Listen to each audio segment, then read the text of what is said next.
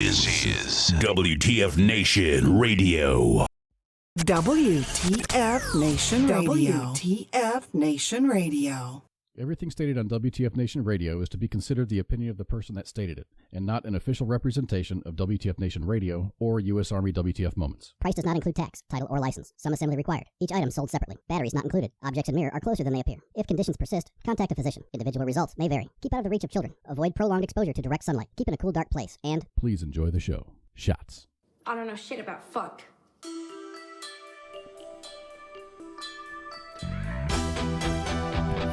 Friday!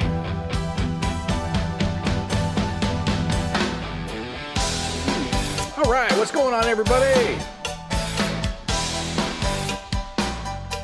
Welcome to Friday Night Freedom here on WTF Nation Radio. My name is Kaz, and up there's Pookie. Hello. Here to help you bring in your Friday here after a very short work week, man. How about that? It was weird, man. It was like, Tuesday came, and then the next thing I knew, Friday was here.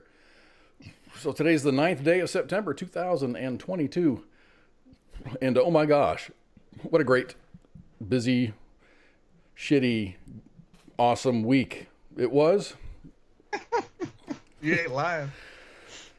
Oh man, it's just been. Do you ever feel like you just have one of those days where you're kind of looking down at yourself, and then all this weird, it's like watching a freaking sitcom.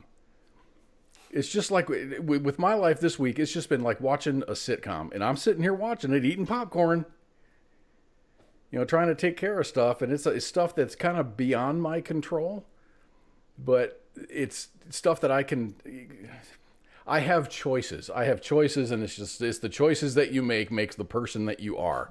So I'm trying not to overreact. I'm trying not to be a dick, because that's kind of like I'm not a particularly religious guy, but I kind of subscribe to the just don't be a dick. Be nice to folks until they require not being nice to, and just don't be a dick.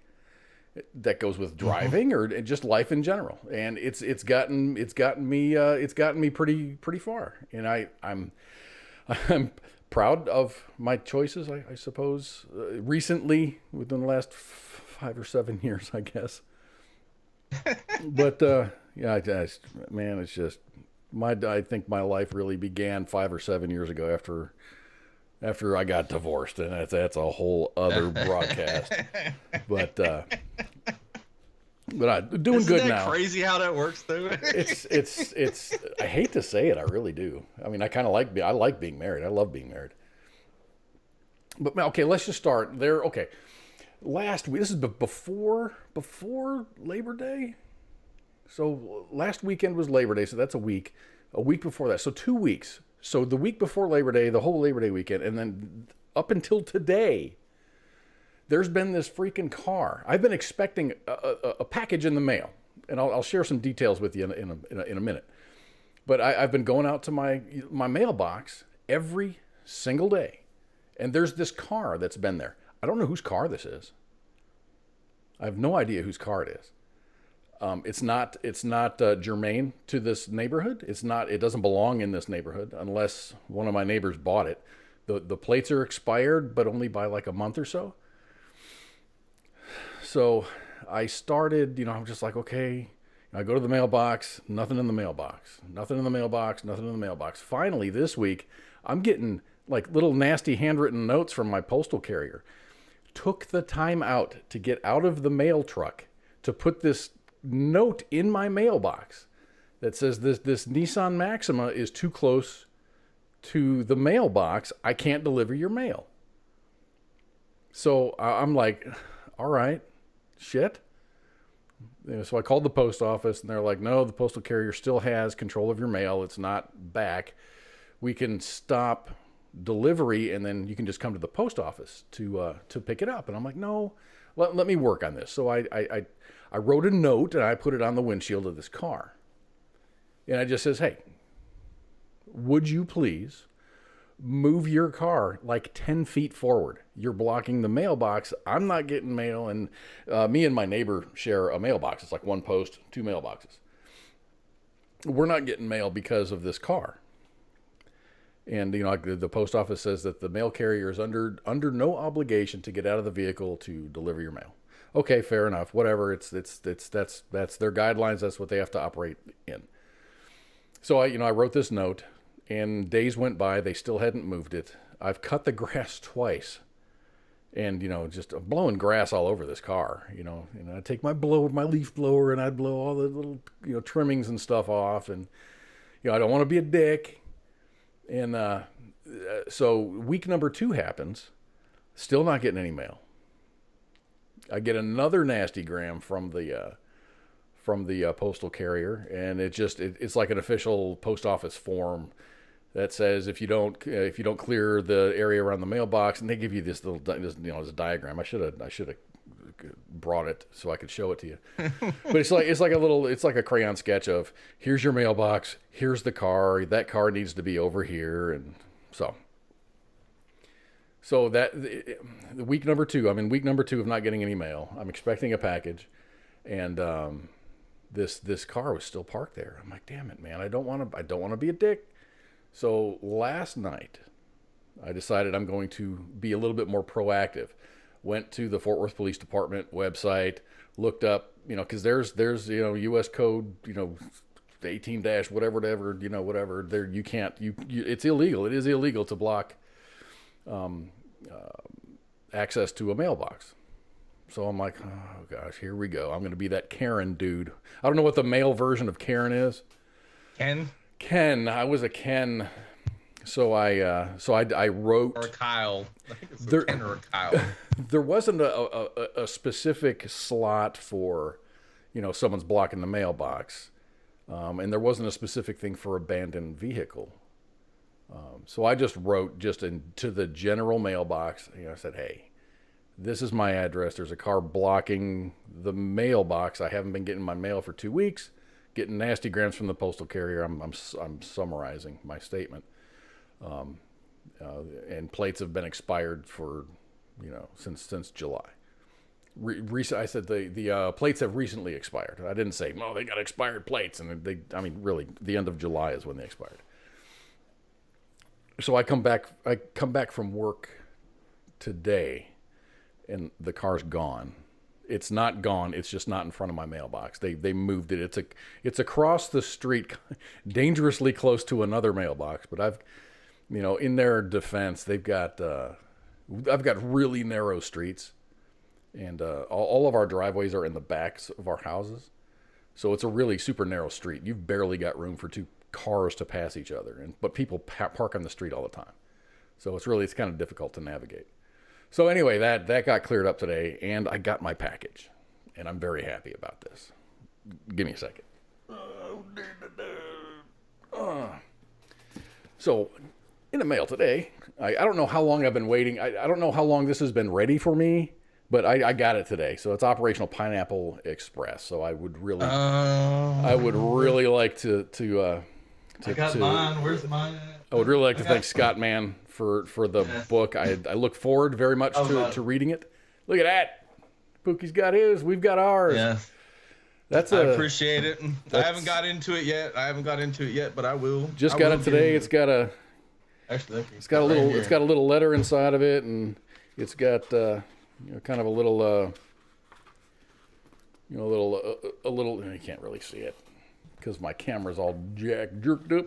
But there, a little note from I can't even do this. A little note from Lieutenant Colonel Mann, and I really look forward to I look forward to reading it. I think it's going to be a quick read, and I think it's going to be an emotional book, and I think it's going to be a happy book and a sad book, and I think everything thrown in between. So thank you, Colonel Mann. Yes, for the book. I appreciate it. It's going on to my read list here. I've got 2 other books stacked up, but it'll get into it. Is that gonna bump any of your books on the waiting list? No, I started reading one. I'm about a quarter of the way through it, but for some reason I just kind of fell off. So I might push that one back and actually start reading this one, because it was the thing about it was signed, and I was like, man, if it would have been signed a day later, it would have been on my birthday. it would have been perfect at that point. But I'm not complaining. Don't complain. This is the first book that I've ever had that was signed by an author, to tell you the truth. So I was stoked. It showed up. I was like, holy crap. Like, I came outside to smoke a cigarette, and I was like, there's a package sitting on it. I didn't order anything. So I opened it up. I was like, oh, crap. This is cool. Well, the thing is, I did order something. I absolutely ordered something, and it was, I ordered like 3 memory sticks, 3 little jump drives. And, you know, I need them for work and things and stuff. So I got a package of 3 of those. But there was this big yellow manila envelope out on my front porch. I'm like, that looks really, really big it's a handwritten label on this manila envelope. I'm like, that's not it. Is that it? I don't know. But then I walked out to the mailbox, and then there was an Amazon envelope in there, which I was expecting that. And then opened that up, and I'm like, oh shit, this is cool. This is really cool. So that was cool.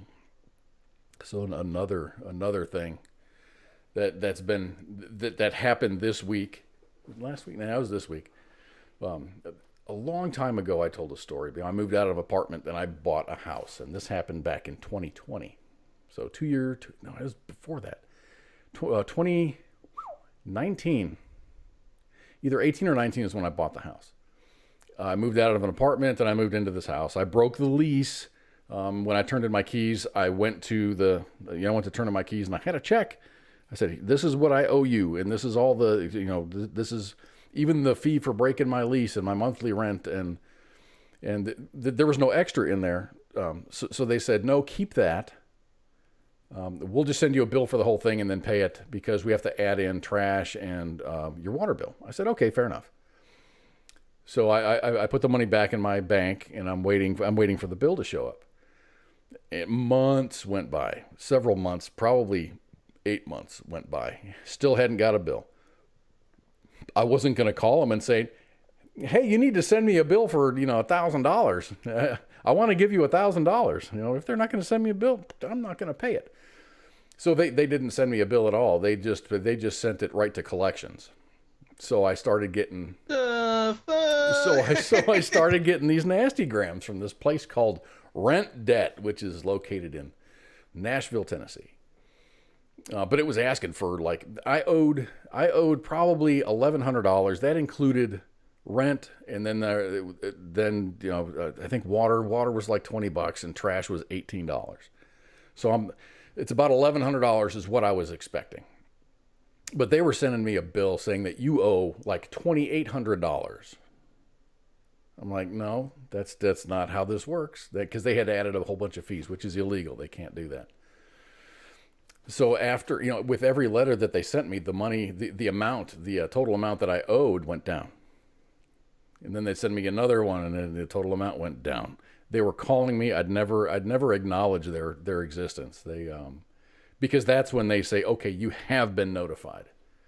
So after it went down to close what I was looking at, I contacted them via certified mail. And I said, okay, I'm the person that you're trying to get a hold of. I want you to stop calling me, number one. Number two, I want you to, please validate this debt, which is everything. If a bill collector calls you, you do that. You have them do their homework and just validate the debt. Because it's not the creditor that's doing this to you. This is just a collection agency. So it usually takes about 30 days. And then they sent me all the stuff. It was a copy of my rental agreement and all this other stuff. I'm like, okay. And then along with that letter, they gave me hey, let's make a deal, pay like $1,058. And we'll call it even. I'm like, okay, that's about what I expected to pay.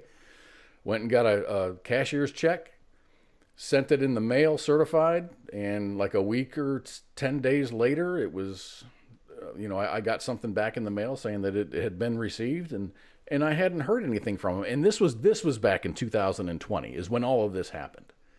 So a few weeks ago, I started getting phone calls from another debt collector for the exact same debt for the exact same amount.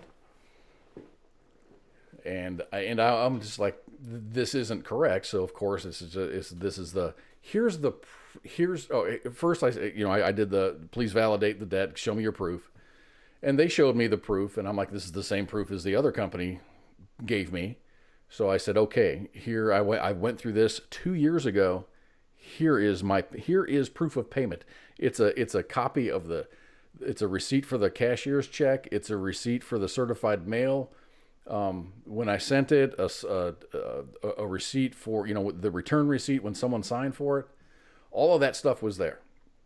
I copied and made a PDF copy of my bank statement that showed the withdrawal of those funds. Everything. I was extremely forthcoming. I didn't have to do all this stuff. I'm like, this is all my information. Please, take this. Then they said, nope, this is a legit debt. I'm like, no, this is wrong. And then I sent them another certified letter with all of the contact information for the other debt collection company that contacted me. I said, here's their number. Here's the people that you need to talk to. You all need to get together and have a conversation. My responsibility in this matter is done. Debt collector, the whole debt collecting selling is a scam in my eyes. Oh, I know. It is a massive scam. Like that. I owe you money, so you say I'm going to send this to collections. You sell that debt for $500 to them, and they try to get $2,800 out of it, and then they just knock it down until they realize, like, hey, I ain't going to get the money. I'll sell it to another company, and they'll pay pennies on the dollar. I'll get my money back. Pennies on the dollar, exactly. Mm-hmm. Sound disappeared? No, sound's here. Someone said they lost sound. No, I'm good. I got all my bars are dancing.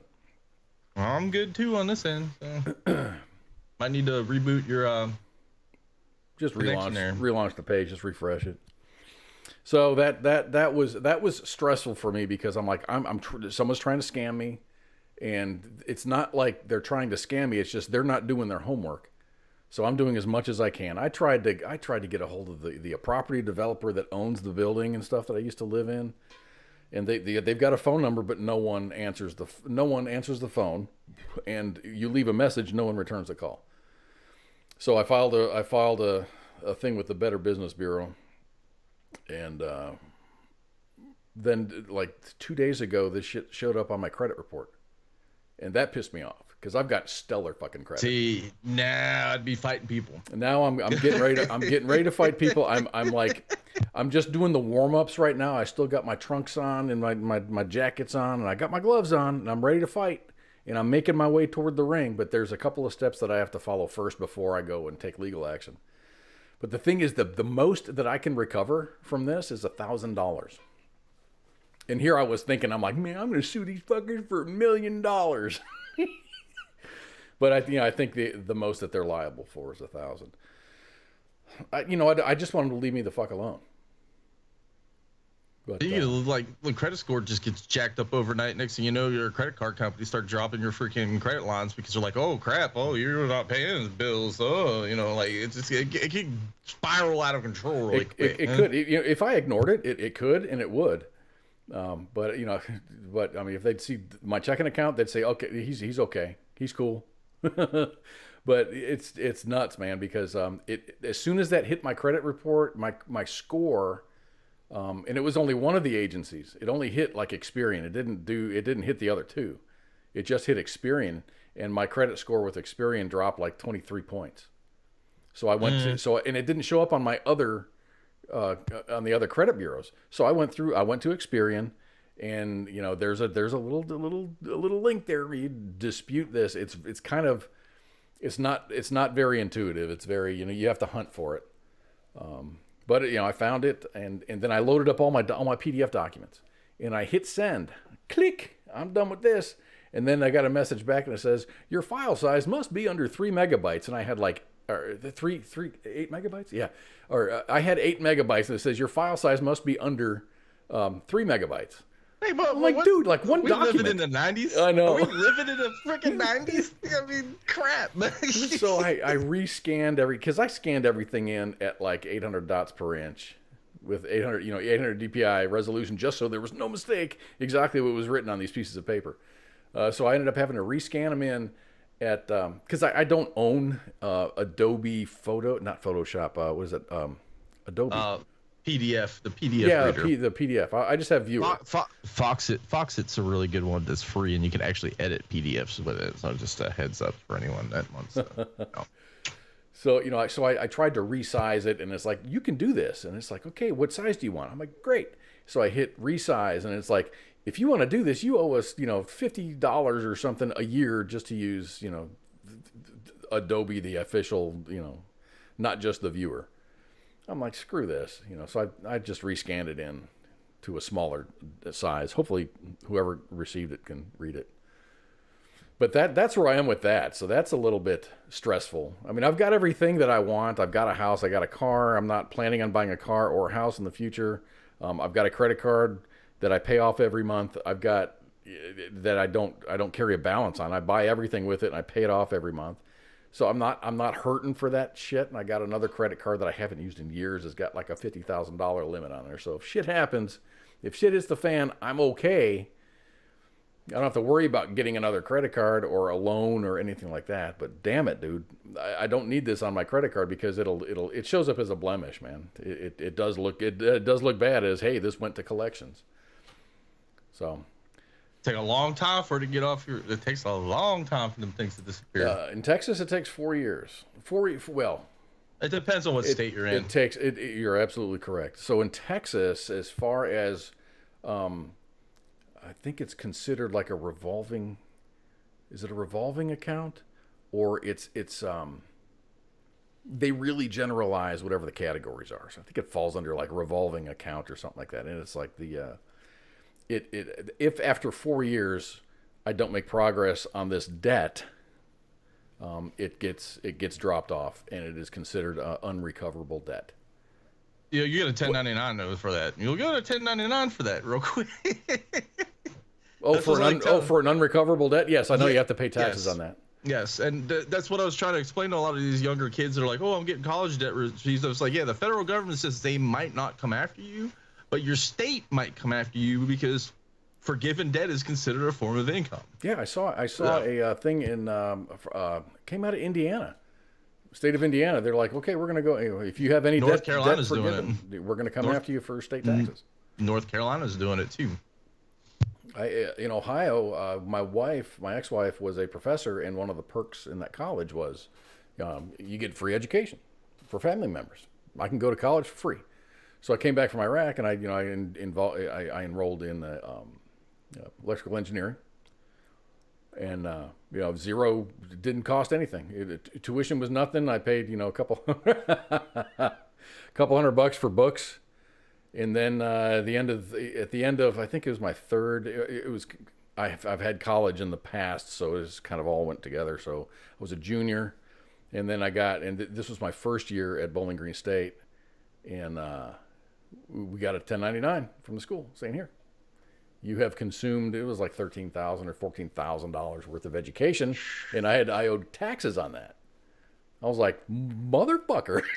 Yeah, but free isn't free. Works out in your, it does. It works out in your favor in a sense really because you do get like a certain tax bracket where you get like they're like, okay, we're going to cut this much of the debt off because it's earned credit. For me, I was disabled veteran, and I got out of the Army, and I had a shit ton of debt. And while I was waiting for the VA to get my shit straight, all this shit fell into collection. So my aunt, bless her soul, told me, says, just don't talk to these people. After a certain amount of time, they'll just drop it. The IRS will pick it up, and you'll lose most of it. And my credit score just went from shit to amazing overnight, and all I had to do was pay the IRS. So I mean, it worked out at that point. It works. That is a plan. May not be the best plan, but it is a plan. You have really shitty. You have really shitty credit for a couple of years. No, Christopher. It's taxes. Let's just say you have, for instance, $20,000 in student debt, and if that debt gets forgiven, your state considers that, your state will consider that income. So that's like an extra $20,000 that you have earned in income, and then they'll just apply taxes to that. No, and the IRS is not fun because if you get into a payment plan with them, they'll hit you with administration fees every month, and payment fees and interest and the whole 9 yards. So I mean, for what I owed, it worked out for me because I got off like cheap at that point. But But yeah, that's how it works. Yeah. It's kind of it's interesting that you mentioned that, because I have an opportunity right now to go back to school for nothing. You know, my work wants to send me to go, and this is really crazy. I've been in the aviation industry since 88. 1988 is when I joined the Army. So my aviation experience has begun. It began in 1988. So I've been with this company for a while, 96. And I've worked for mom and pops. I've done A&P work overseas as an independent contractor, working under the umbrella of the corporations that I was doing services for. But I don't have a airframe and power plant certificate. I've got an FCC license. I've got a couple of degrees in electronics. But I don't have that coveted airframe and power plant certificate. So my company is offering to pay for an accelerated airframe and power plant certification. That's awesome. Yeah, it's about $22,000, and it's only like 3 weeks. That's not bad at all. 3.5 weeks, yeah. It's actually, if you want to start from scratch with no experience, you can go to a community college, and it's actually a two-year degree option. So they'll send you to school. You'll learn everything you'll ever want to learn or ever need to learn to obtain an airframe and power plant certificate, and then you go out and take the certification. And you can take the certification after that. Oh, it's like the IT field is like studying for. You got like CISPA, you've got CEH, MCSE. Yeah, you got the whole 9 yards, depending on what you specialize in. I was more on the security side, so I was studying CISPA and CEH, and Sec Plus, CompTIA and crap like that. Mm-hmm. Holly says I was 3 years old in '88. Yeah, me too. Team Old, represent. I'm telling you. So it was interesting that you mentioned that. But yes, I've also got to contend with this. What I'm trying to do, and I don't think it's going to work, because I'm trying to E4 the shit out of this. But if I started later in the year, and then my school dates spanned between 2022 and 2023, maybe they can split that tax bill up over 2 years. Yeah. No, you'd have to do it with the fiscal year though. So it'd have to be October time frame. No. Well, no, it's considered income. So 31 December. Yeah. 31 December Okay, would be. I got you. Okay. I was thinking. Never mind. My brain went somewhere else with that. Stocks and shit. And I'm not sure. I'm not sure what the tax rate I would be taxed at. But let's just say, let me see, where the hell is my calculator? Got to look at my calculator. So if it was $22,000.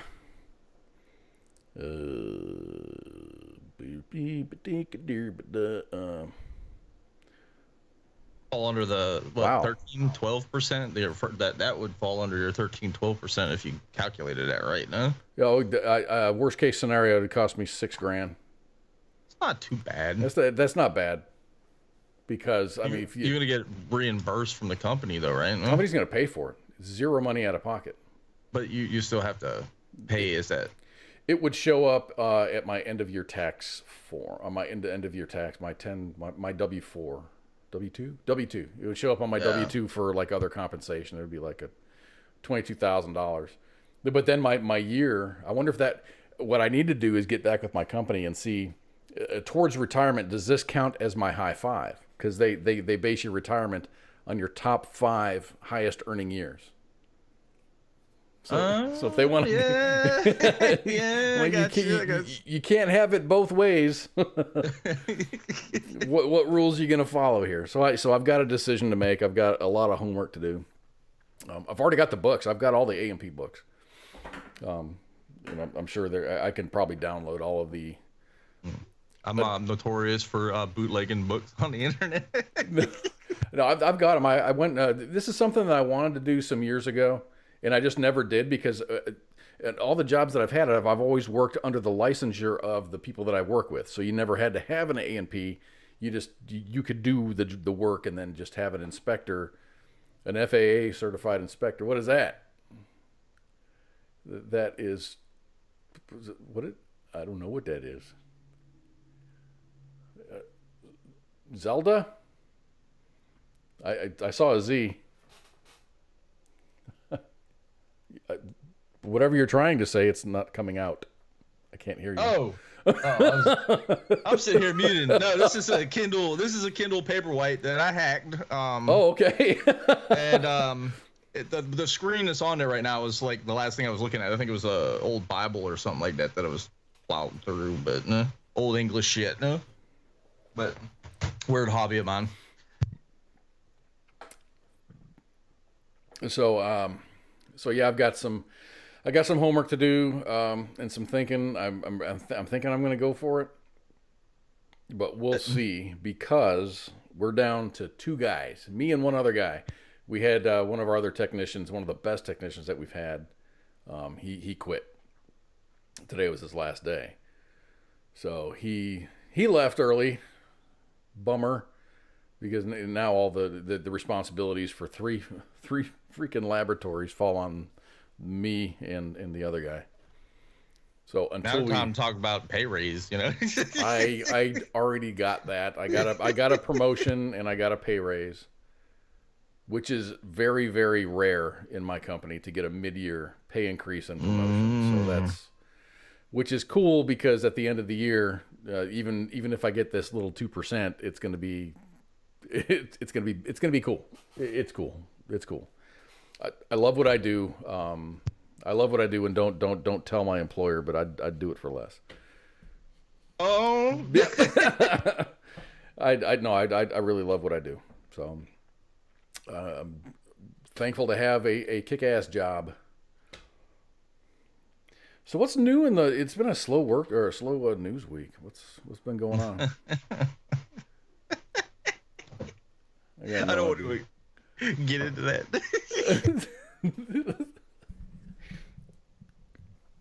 The internet remains undefeated, people. That's all I gotta say. It does, and I got some stuff. So I heard that Queen Elizabeth passed. Yeah, was that yesterday? It was yesterday, like midday, wasn't it? In Scotland, from what I heard. In Scott. Oh. So we do have a listener, Christopher McCready he's in Ireland, and he chimed in right when we went live. And I was gonna go there. There's our fellow Irishman in this chat. So I love it. I heard, and I haven't seen it. I haven't had a lot of free time, but I heard Ireland's been going kind of scorched to earth on the Queen memes. And they have every right to do so. Heath Barlow says some chick in England died. Oh God. But anyway, Queen Elizabeth has passed. She was how old was she? 97. That's 90. That's pretty. 97. Became queen in 21, I think it was. That's 70 plus years. 70 years. 70 That's years. Insane. Charles, who's going to be King Charles III. Either has or he will ascend to the throne of king. He already has, actually. They already did it. The change of command ceremony. Well, they did the change of command ceremony on the internet, and I mentioned this earlier. It was like I was watching it through TikTok, and they had to block the comments. They all of them had to block the comments that were live. Were there some pretty sour comments? I'll just say God. salt. Salty? People were just throwing salt like at a wedding with rice, but they were just like flinging salt all over the place. It was great.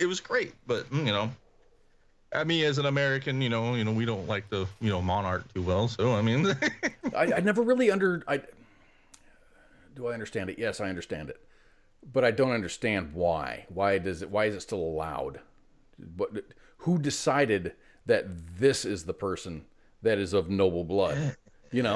Someone. There's a conspiracy floating around. It's been floating around for a good minute that there's the actual monarch is false, and there's just a dude that has actual like lineage like the whole way through or whatever it is. Some English bloke says he's the king of England, the legitimate king of England. And I was looking into it, and I was like, this is kind of weird, but he's kind of got receipts. So it's just like, okay. But and then you take that in front of Parliament, and Parliament goes, no. No, this is the biggest tax exempt. Hold on, let me say this. Let me do this real quick. Biggest tax exempt family in the world, and they're filthy rich. So yeah, I mean, I was reading. Someone mentioned her Land Rover collection. She has, I think it was the third most expensive vehicle in the world. Well, all the people in England need to get driver's license except for her up until just recently. But because she owns the roads apparently, so she don't. 97 years old. You don't need to be driving. She liked to drive around, from what I understand. And I'll give her that. That whole, I don't know if you heard the whole, like, I guess it was a Prince of Saudi or whatever, or one of those countries over there.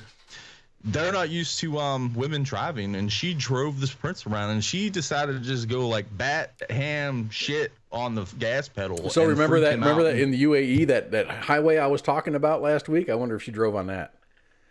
The one with the 160 kilometer an hour. I think this was in the UK because I mean she owned the roads apparently because she is the queen, so she doesn't have to abide by the highway laws because they're her roads. They're her roads. It's her constables or whatever they call her, the police people. Yeah, I could see, the Scotland Yard pulling a damn queen over. You were going 5 miles over the speed limit, old lady. Like, that ain't gonna fly. You should say something, and I'm gonna do this in my best Julia Child's accent because that's what I think she sounds like. Ooh, I was also drinking a lot too. You going to ticket me for that too, young man? So, where's the comment? Something about her husband, her dead husband is also her cousin. Her dead husband is her third cousin. I don't know who my third cousin is. I got my family tree. I looked at it and my jaw dropped a little bit because apparently, I guess my dad is like 23rd cousin to my mom. I think you're safe. At that point I'm good. But it's crazy. Like you look back on it, it's just like, it happens quite often. Christopher McCready says there was a football match here, and by football, he means soccer. Yes. Lizzie's in a box. Lizzie's in a box. Lizzie's in a box. I saw that and I was like, you guys are savages. That is very savage. I love Ireland. I love it. The Irish people don't give a shit. Why should they? I know why. I know exactly why. The way they've been treated over the gajillions of decades. Yes. So yeah, I was gonna play some Sex Pistols, "God Save the Queen" or something like that, but I just don't want to deal with a copyright strike, and I don't want Johnny Rotten knocking on my door going, "Oi, oi, oi! I heard you playing my music."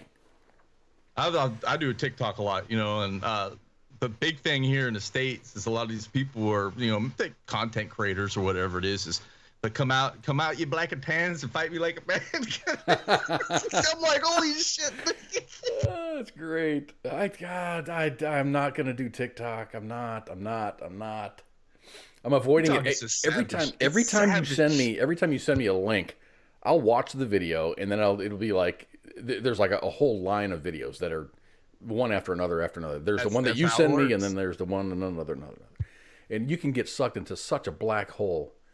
But if you want to comment, TikTok hole. Yes. If you want to comment, you have to have an account. But you're more than welcome to consume as much as you want to consume. And I think there's a search bar. You can search anything, so you can consume. You just can't comment until you have an account. And I don't think I want an account, so I think I'm happy consuming for now. I'm not going to ever create any content on TikTok because I'm not that good. I'm not that creative. Christopher McCready says, "You know about the black and tans?" I'm just gonna be like, I'm just gonna be a hush on that one. I don't want to get it. No, why not? What's black and tans? I'm on enough watch lists as it is. So I don't need to start. Okay, explain it to me like I'm 6. It's an IRA reference. That's the best way to explain it. Yeah. Fair enough. Fair enough. I understand. That's pretty fucking funny. So, best way to put it, 6-year-old explanation. Don't need to get any further than that. so if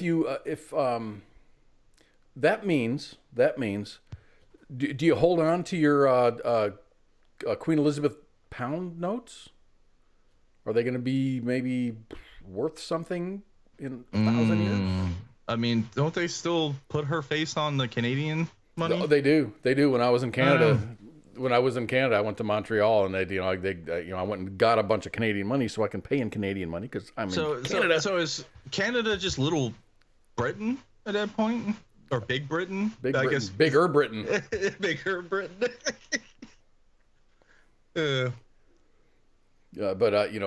So now you're gonna, and I had a meme that had Charles on it, and it's just like it was a Briton saying that he's not looking forward to having Prince Charles on his money, and it was a horrible picture of Prince Charles on like a 10-pound note.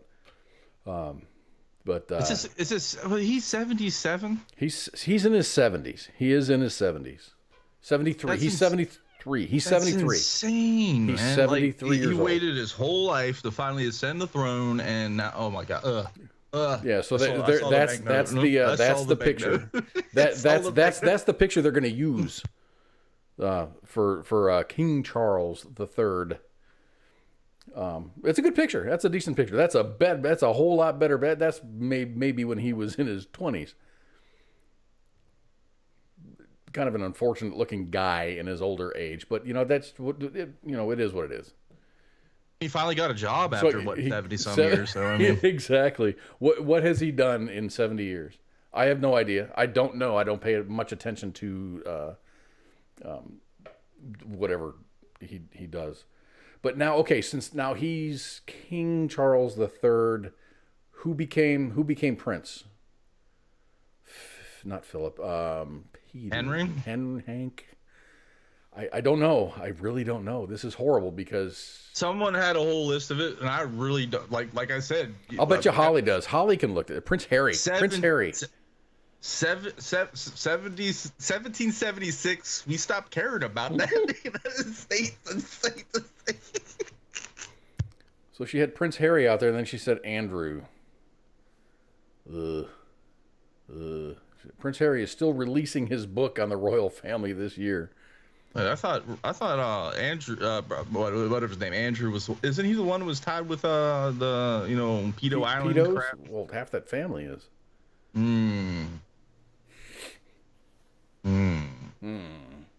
But Epstein didn't kill himself. No, he didn't. Absolutely not. So I wonder if the Queen had any deets on like Epstein or Clinton's or. Well, I saw a funny meme floating around. I think it's actually in our team room. Actually, someone posted it. It was like Queen Elizabeth's final words was, "I have information that can lead to the arrest of Hillary Clinton." So he says, "I hope Charles abdicates to Andrew." What does this mean? I don't know who Charles is. Charles is King Charles. Andrew is somebody else who is in line to be prince. I mean, you can stand down from your position. Like, it's like, oh yeah, the whole monarchical system blows my mind. It's like, the lineage thing. So the eldest child inherits stuff, but if he doesn't want it, he could just be like, hey, little bro, take it. No? Okay. That's the best way to, hey homie, I don't feel like doing this. Why don't you step up and be the figurehead? Like, all right. If I still do this, I can't do boats and hoes and drive like hot sports cars, and I have to have security details attached to me, and I don't want that anymore. So banging chicks that are like half your age, kind of crap. Oh, Andrew and Harry are Diana's sons. Ooh, gotcha. Okay, I'm following. I see that. No, that'd be interesting. That would be an interesting one, but. So, yeah, the Queen has passed. So God save the Queen. God save the Queen. I got that. There was one of those memes. It says, it was God, because God's got a Twitter account. It says, I can only save the Queen so many times. And it says, it's time. The best TikTok that's come out of this is like this dude did it. The little old lady comes up. Oh, Queen Elizabeth. She starts just snatching everything up in heaven. And the angel's like, "What are you? Are you trying to colonize heaven?" That's trying to colonize heaven. She's been there for. I mean, she's 97, so she's been 70 years. 70 years. That is pre. 50s, 40s. That is probably. It's right around World War II. Well, I mean, wasn't she like just dead honest though? Wasn't she like a wheel mechanic or some shit during World War II? She was a wheeled. She was a mechanic of some sort. She was also, I mean, she did stuff during the war. Well, I mean, that's like mandatory. Isn't it like mandatory for them to serve in some sort of military capacity or something? I don't know if there's a law of conscription in the UC. But yeah, family from what I understood. I know what was it, Henry, whatever his name is. Wasn't he in Afghanistan or some shit? Yeah, he flew Apaches, I believe.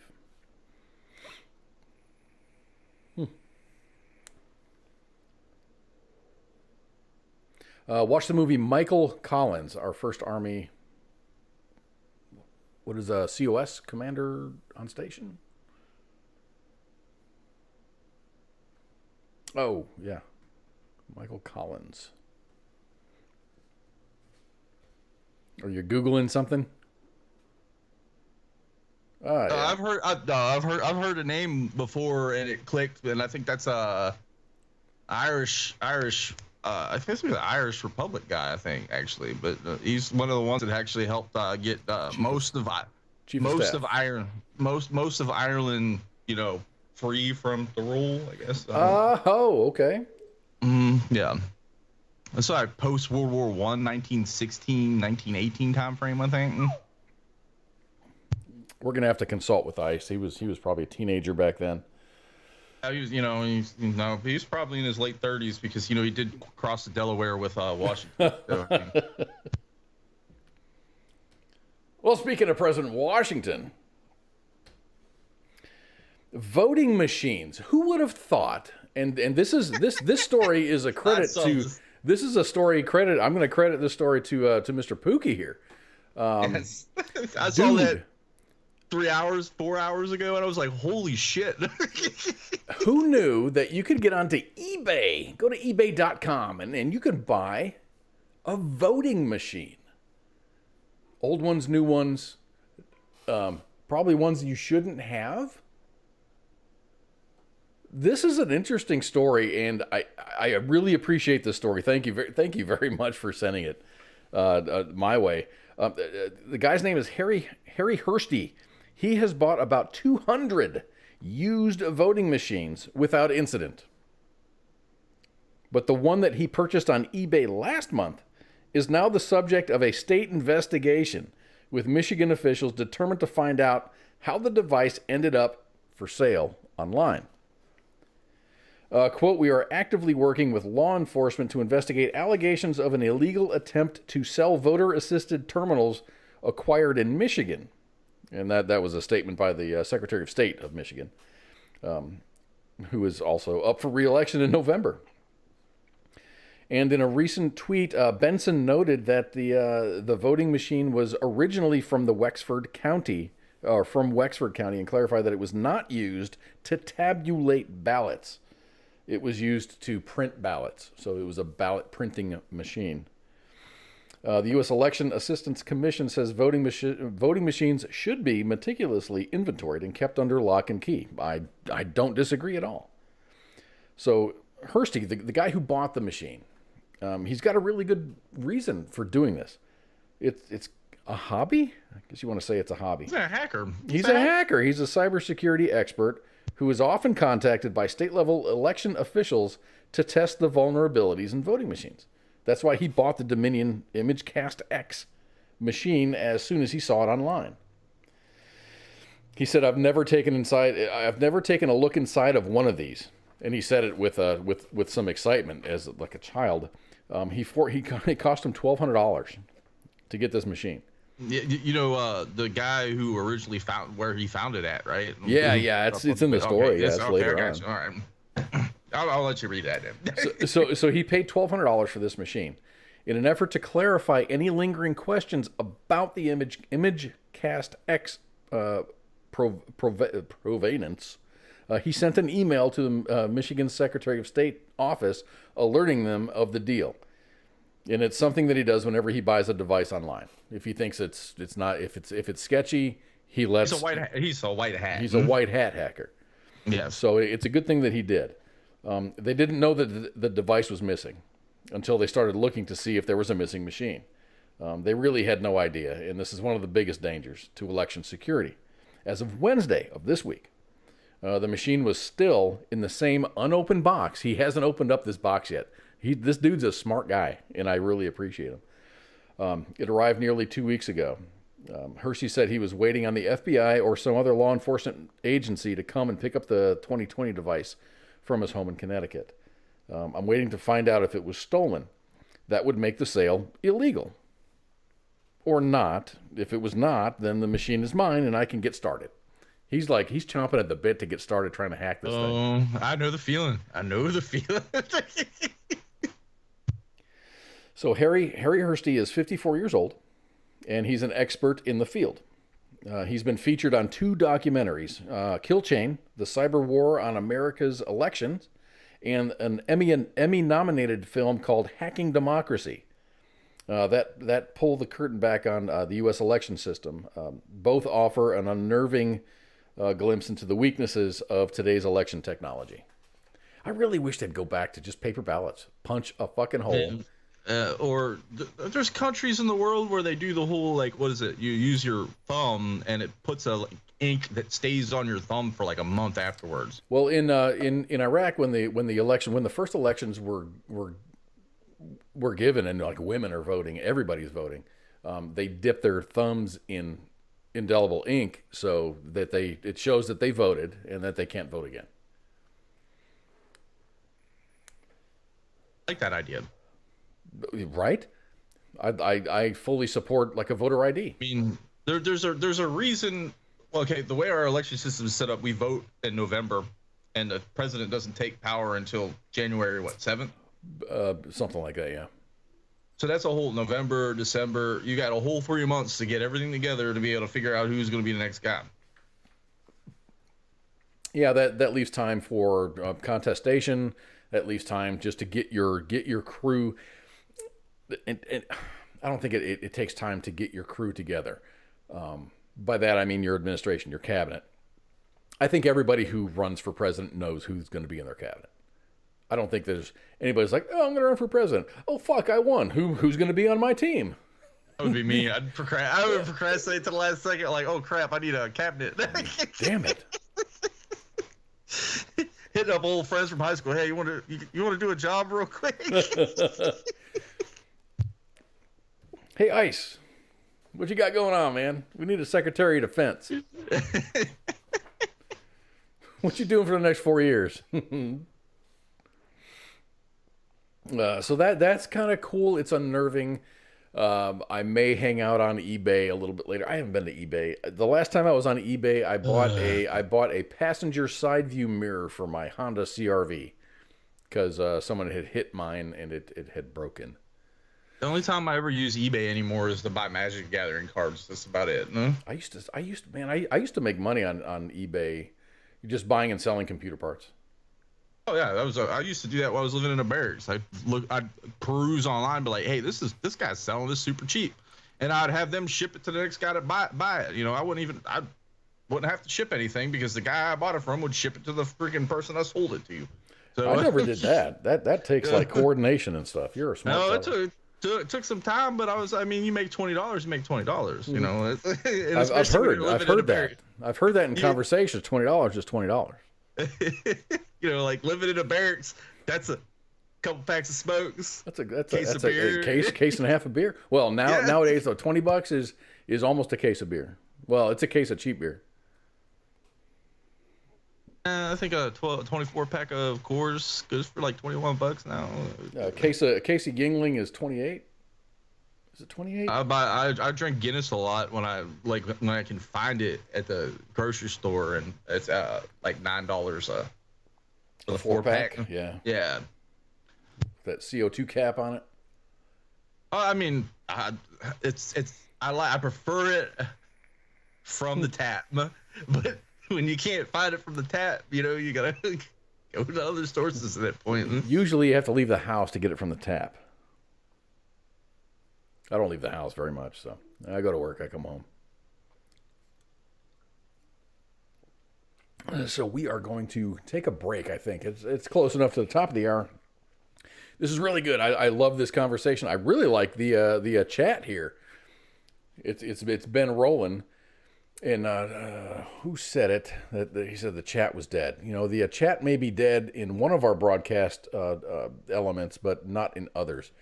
We have, you can go to YouTube. You can go to U.S. Army WTF Moments. You can go to WTF Nation Radio.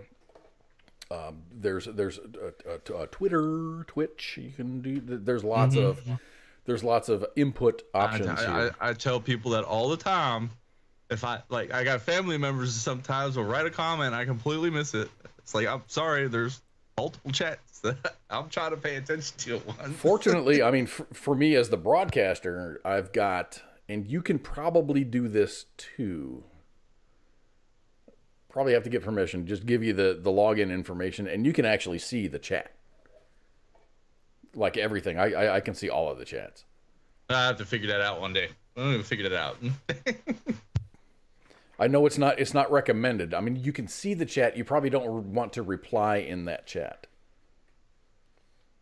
I don't know. That's probably not recommended, but it might be a good tool for a host who is not broadcasting, who is not doing the broadcast to actually see the chat. I think that's a good idea, just to have everybody on the same page to see all the chats, because I missed probably 75 or 80% of everybody.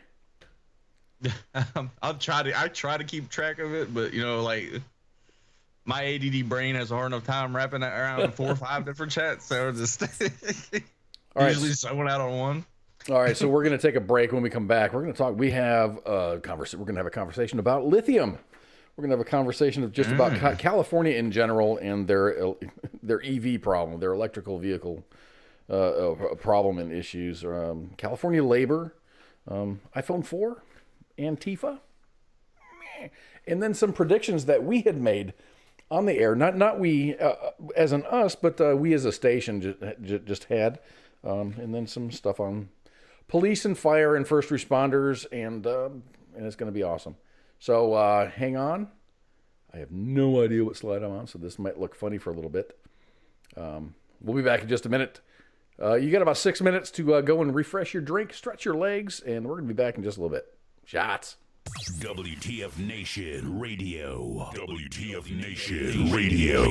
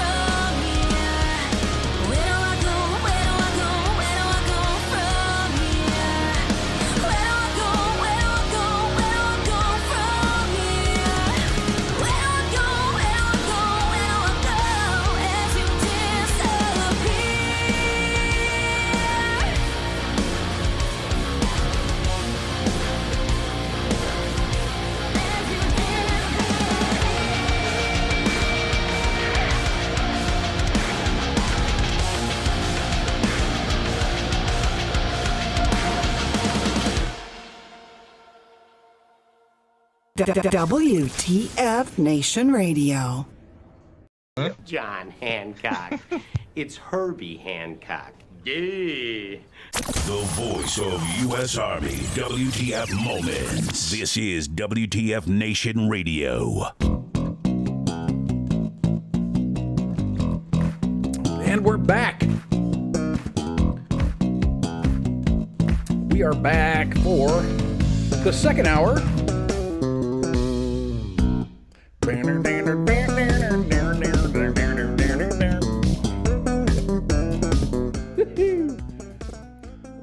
Love that bass dude, man. He plays some cool bass. So I use it without his permission for intro music. Hey, breaking the law. What's going on, everybody? Thank you for hanging out with us. This is part 2 for with Friday Night Freedom. I'm Pookie, and this is Kaz. I'm Kaz, and that's Pookie. That's it. So I said we're going to talk about lithium, but William is the dude that's Prince. He's going to be like Prince, like the. He's going to have the job. He's going to be next in line.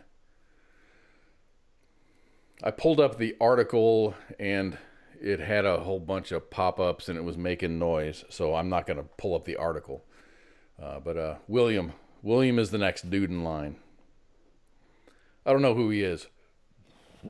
Maybe I should get my global monarchical knowledge engine running. I mean, because it's good to know it. It doesn't affect me really at all. I don't even know what kind of authority does the monarchy have in the UK. Do you know? I mean, they've got a pretty big influence, actually. They have an influence to policy? Yeah, I mean, Parliament's pretty much after what's the articles of whatever that, but they base the Constitution off. Man, my knowledge here, but Parliament pretty much took power. Prime Minister or whatever, the PM, is the big guy, and then you've got Parliament. But the Crown still kind of has a say behind things. You know, there's certain things that the Crown has a say over. Yeah. Like the driver's licenses and stuff like that, and yeah. The roads and property and land and things of that nature. Like land ownership, rent controls, or things like that. Do they have any control of that? See, I had a couple British friends that I used to play games with, and they tried to explain it to me, and it would make no sense to me because apparently you can't own land, but you can lease it, I guess. I don't know how that works. I mean, it's kind of like the way in the States we don't really own property. I mean, we still have to pay taxes to the. Well, you pay taxes, but I mean, yeah. once it, like when I pay off my house and it's free and clear, I don't owe money on my house, but I might owe, I don't know, $6,000 or $8,000 a year in taxes. But you're still paying a kind of tribute to the crown per se. You know, you're back in that whole. What is it? Let me do this. Yeah. That's my favorite. That's my favorite. I actually used that covering up a Vladimir Putin's weenie. Yes, just because I didn't.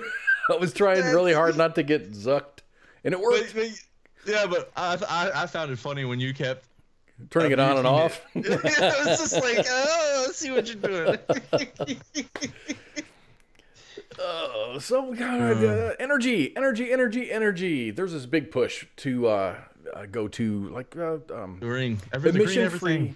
What do they call it? You know, it's the Green New Deal. It's the emission free energy, and California, because California does what California does. Maybe I should wait. Let's talk about lithium first, and then we'll talk about California. Yes, let's do that. Because Okay. I can go into California. I'm going to cut into California really hard.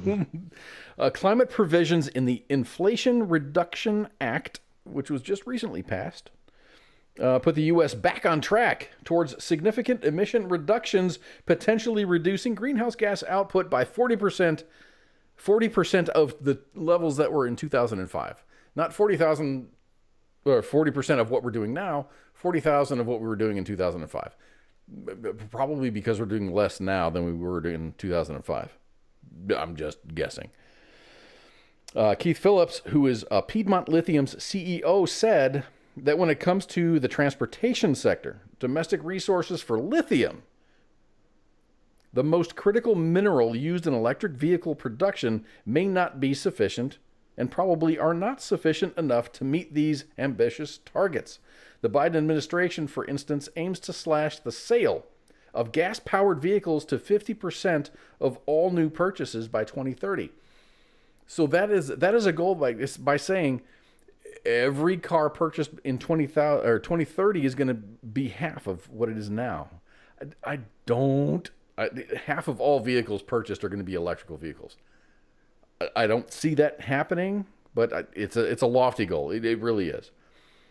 He says, yes, we will eventually have enough, but not by that time. There's going to be a real crunch to get the mineral. We don't have enough in the world right now to turn that much production in the world by 2035. And this is the CEO of a lithium mining company who has probably got his finger on the pulse of the world saying, okay, how much lithium is there? How much are we producing? You know, with the average electric car, this kind of floored me. With the average electric car battery requiring roughly 20 pounds of lithium, a crucial material in the transition to emission-free vehicles, growing demand has caused the price of lithium carbonate to nearly double just in 2022. Demand of lithium is projected to grow by 40 times in the next 2 decades, with the majority of that supply coming from not the United States. So I guess if you're looking for some investment opportunities, it might be a good idea to, whatever you can afford to lose, throw that in the lithium pile. Because I don't see this. I mean, we are 2 years. We are only halfway through this administration. We're not even halfway. We're not even there. And this is happening. So this is our reality. So I mean, you gotta be cognizant of it. You have to make the right decisions based on the information that you have. And this is the information that I'm giving you. So this has complicated climate targets set by the Biden administration. The president has called for half of all new vehicles sold by 2030 to be electric, setting aside billions of dollars in the Inflation Reduction Act to incentivize drivers to make the shift to electric vehicles. So here's my thought on this. The rebate from the government to buy an EV right now, at this moment, is $7,500 maximum. You're not going to get more. About half of the eligible vehicles on the list, if you go to Google and if you look at the government rebates for EVs, you're gonna find a link, and you can look at the list. You can see the list. About half of the eligible vehicles on that list, the rebate is less than $7,500. Recently, many car companies increased the sale price of their EVs by $7,500 or more, citing the increased costs of the power cells. So this awesome rebate that you're getting, it's gonna be flushed down the toilet because it doesn't exist. Poof, gone. Poof, gone. This is why. I'm sorry, I got something stuck in my throat because I'm getting. It's called hate and anger. Yes, central planning does not work, and this is central planning in its finest. It's the best way the government's trying to foresee the future, and last I checked, we don't have a time machine, so we don't know what's going to happen in the next 30 years. And lithium, you need so much mining, like the mining aspect of it. You just get into it. There's so much greenhouse emissions being produced from pulling freaking lithium out of the ground when there's other methods that are actually safer and less detrimental to the environment. You don't have to mine it. You can pull it out of the ocean water. Desalinization. Everyone fucking loses their mind when you talk about desalinization. Thorium, one of the most radioactive materials you can find. You can just dig in the ground and find thorium. You just go out back. Oh, there's thorium in the fucking dirt. It's like probably one of the most abundant sources on the planet. And we can make thorium reactors to power everything. So I mean, okay, you just went not. You have not gone way off the reservation. You went in a different direction than I thought you were going to go. No. I mean, but still, I mean, it's this whole green push. We're losing the game. Like Europe. I don't know if you've seen Europe right now. Like they're buying candles like crazy, and they're cutting down woods and stuff for firewood because they're not expecting to have enough natural gas because this whole Ukraine crap going on right now. Yeah, I mean, Sanctions when they get the majority of their energy supply from Russia, and then they start cutting the spigot off, that sucks. But Germany had nuclear reactors, and they started cutting them back because all this. Didn't they decommission all of them? Almost all of them, yes. California's doing the same thing. I was about to cut to California real quick too. But... We'll get there.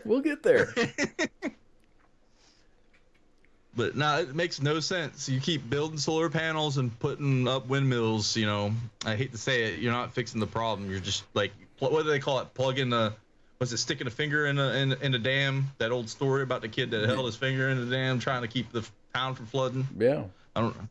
That's all you're doing right there at that point. No?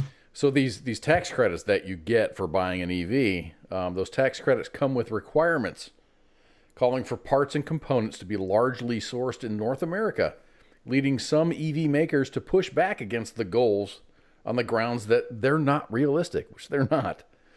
Piedmont Lithium is looking to cash in on this demand.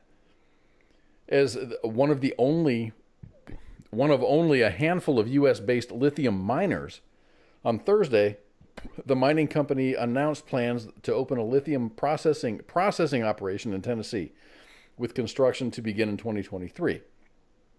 This is a good first step. So if you're gonna sink some cash in there, I think you ought to look at Piedmont Lithium, maybe. No. I got that on my list. It's on your list. I already invested in. We were talking about that earlier. Chilean company that mines lithium. I saw where the price of. Like, I wish I would have foreseen nickel going the way what went. Like, holy crap! I would have been delving into some nickel mines out in Africa somewhere. But no, I wish I could see the future, man. I wish we can do I wish we could be back in like the Back to the Future days, where you can just go, find a sports book or find a Wall Street Journal from 2035 and then see what's going on. See something here real quick. Let me do some research, but it's based off of palladium. I don't know if you know palladium. Palladium, yeah. But from what I remember it being cheap, like super cheap, like cheap because no one wanted it and there was no use for it. Yeah, well, I mean, you could buy bars of it, like palladium. People were selling bars of palladium. Isn't that radioactive? Gold. I don't give a shit. Where's my periodic table? Yeah, I don't know, but it was cheap. It was going like $300 an ounce, and I think now it's pushing like $2,000 an ounce. So like this is at a matter of 10 years. Platinum's insane right now, I think too. Hold on, let me look up the price. Platinum's kind of always been up there. No, I remember it being cheaper than gold at one point, like super cheap, because it's just like I think we mentioned this before the show. I remember as a kid, the previous leader of China, I don't know what his name was, but he was a little bit more traditional, but he even said, he's like, we're going to focus on rare earths because we're going to own the world with rare earths at that point. And he was not wrong. And this was what, 25 years ago? It's so, I mean, some countries are planning a little bit better than ours. Yeah, we're kind of ruled by feel-good legislation and things and stuff. So I wrote down some notes after reading some of these articles. So as of this moment, Silver Peak Mine in Nevada is the only lithium mine in the United States that has meaningful output. China dominates the lithium refining industry. We don't have any refining capacity in the United States. Besides oil. We kick ass in oil. Australia and Chile are the largest producers of lithium in the world. There's bar none. There's no contest there. In Australia, a lithium project. If you were like, I want to be, if Pookie woke up and says, I've got some capital, I want to invest it. I want to make myself a lithium mining company, And I've got some property that I want to mine lithium at. It'll take Pookie about a year to get permission from the government to dig and start producing.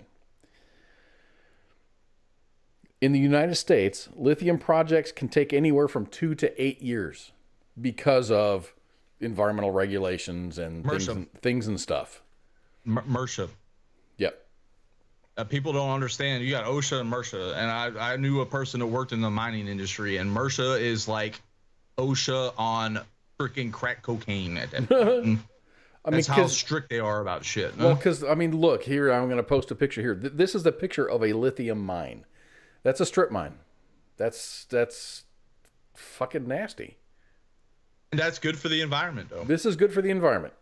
Perfectly feasible for the environment. If you want to drill for oil, it's going to be like a patch in some kind of wilderness. And then once they do their initial dig, they reclaim all of that land. And it's beautiful land. Look at oil pipelines. I've seen oil pipelines. They're buried underground. Well maintained, grassy looking, they might cut through a forest because they have to keep the freaking forest down so they can maintain the pipeline or whatever it is. But I don't see there's no detriment to the environment at that. You're digging a literal hole in the ground with, I don't know, those look like cat, like whatever, like big boys like these. That's not a tiny little truck you're looking at. That's a big boy that Jay Reddy used to drive, isn't it? That is a huge. No, I don't even think Jay was driving anything that big. Like, these things are massive.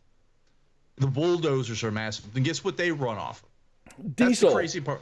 Diesel. Yes. So you're just burning diesel to make. I'm saving the environment. I'm driving an electric vehicle. It's just a feel good thing at that point. Huh? Now, if I could drive, would I want a Tesla? Hell yeah, because they're cool as shit, no?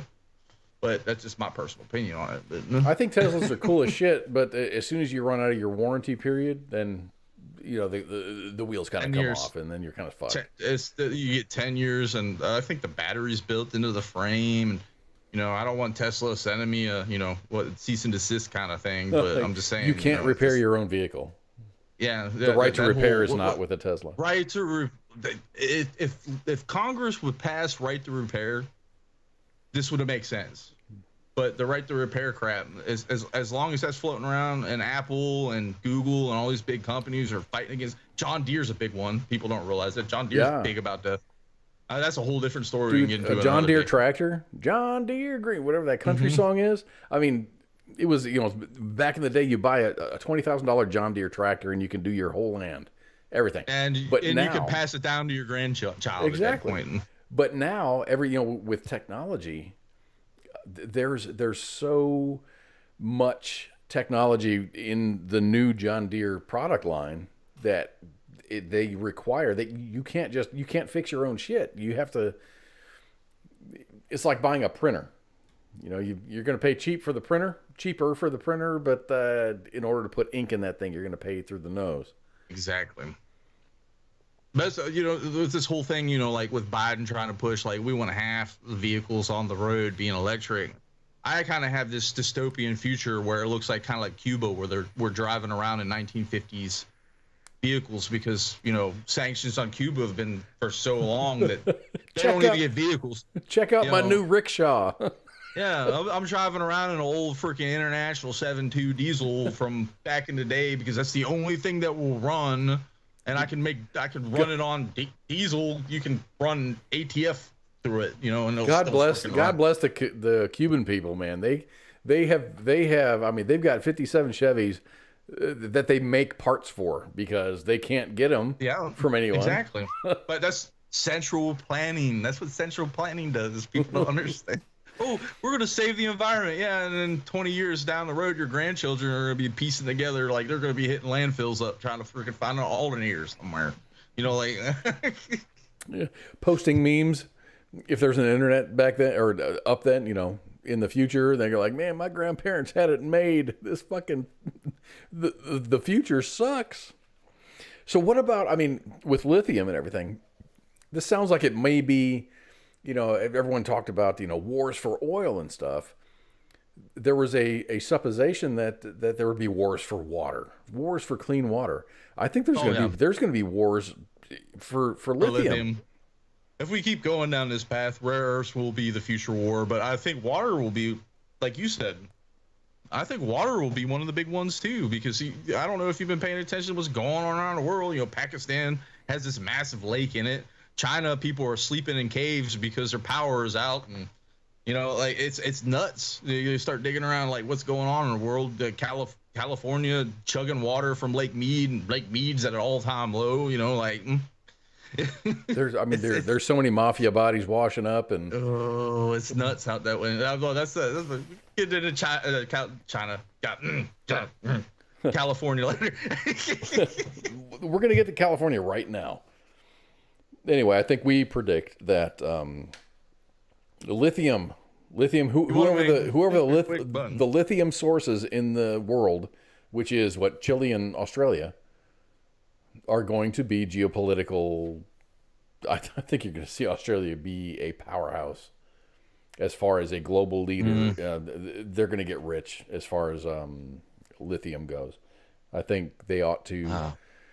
I'm not in the business of advising nations, but start thinking about developing technology to refine lithium, and you're gonna have. See, this is why I get big on people talking about smack against Elon Musk about trying to go to Mars and crap like that, because he's planning super far in the future. There's a whole asteroid belt between Mars and Jupiter that has could I don't even know Yoda byte worth of freaking money floating around in it, worth of materials that we can mine down in the future.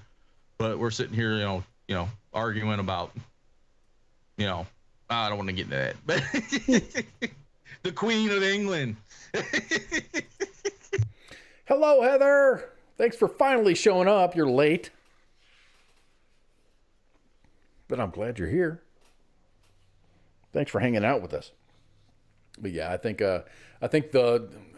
just add lithium to the list of geopolitical issues that are forthcoming. There's going to be a strife, a war, maybe a war, a whole war, maybe a world war. Who knows?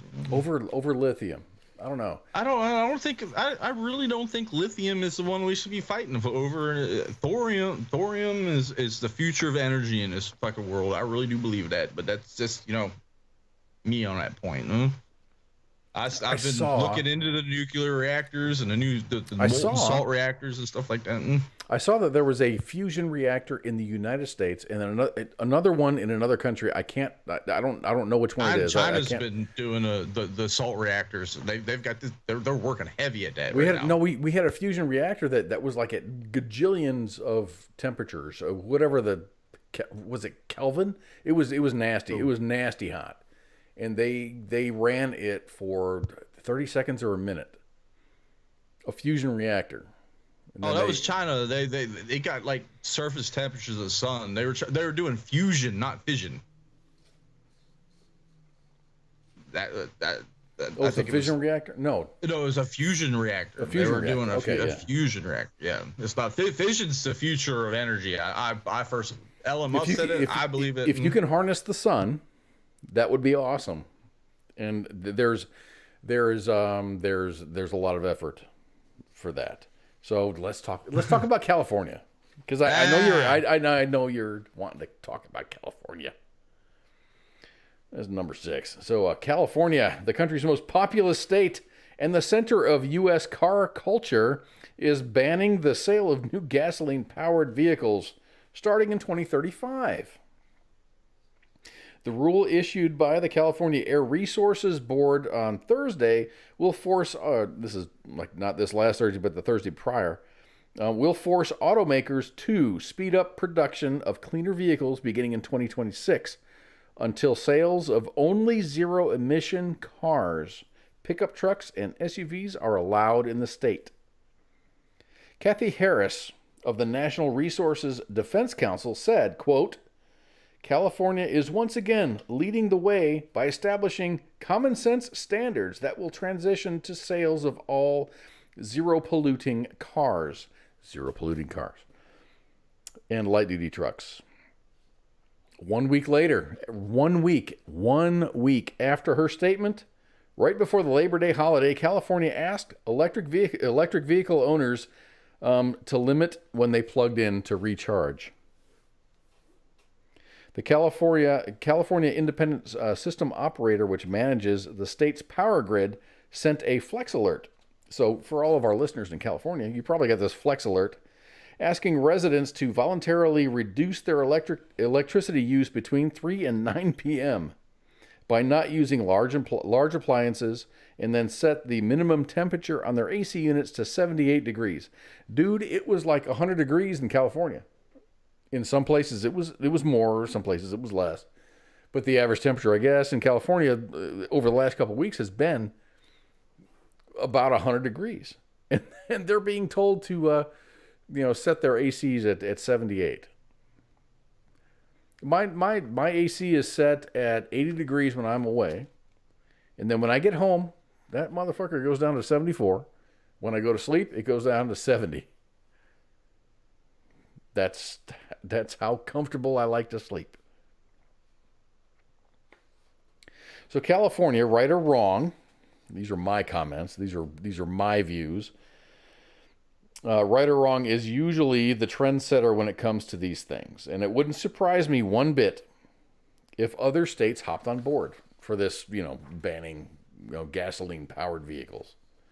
In my opinion, this is ridiculous. This is a ridiculous push to emission-free vehicles. It is going to hurt more than it helps. I think that we should definitely move in that direction, but the timeline is way too aggressive considering that we have little or no lithium refining capability in the United States. We barely mine lithium in the United States. China rules the roost for lithium refining and EV battery creation. It's not even close. They own like 70% of the market value in making electric vehicle batteries. My idea, this is Kaz's idea, is to sink a fuck ton of R&D money into making more efficient batteries for use in electric vehicles. Perhaps use the same timeline, but make it for like gas electric hybrids. Then, in 2035, reevaluate the progress and then adjust fire as needed. Gas electric hybrids are awesome. I drive one. I drive a Ford Fusion. It's a great car. I get about 45 miles a gallon. It's awesome.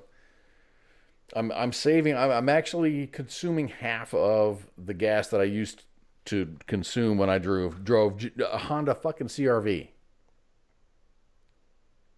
I am spending much less in gas. I'm not filling up. I fill up every 3 weeks.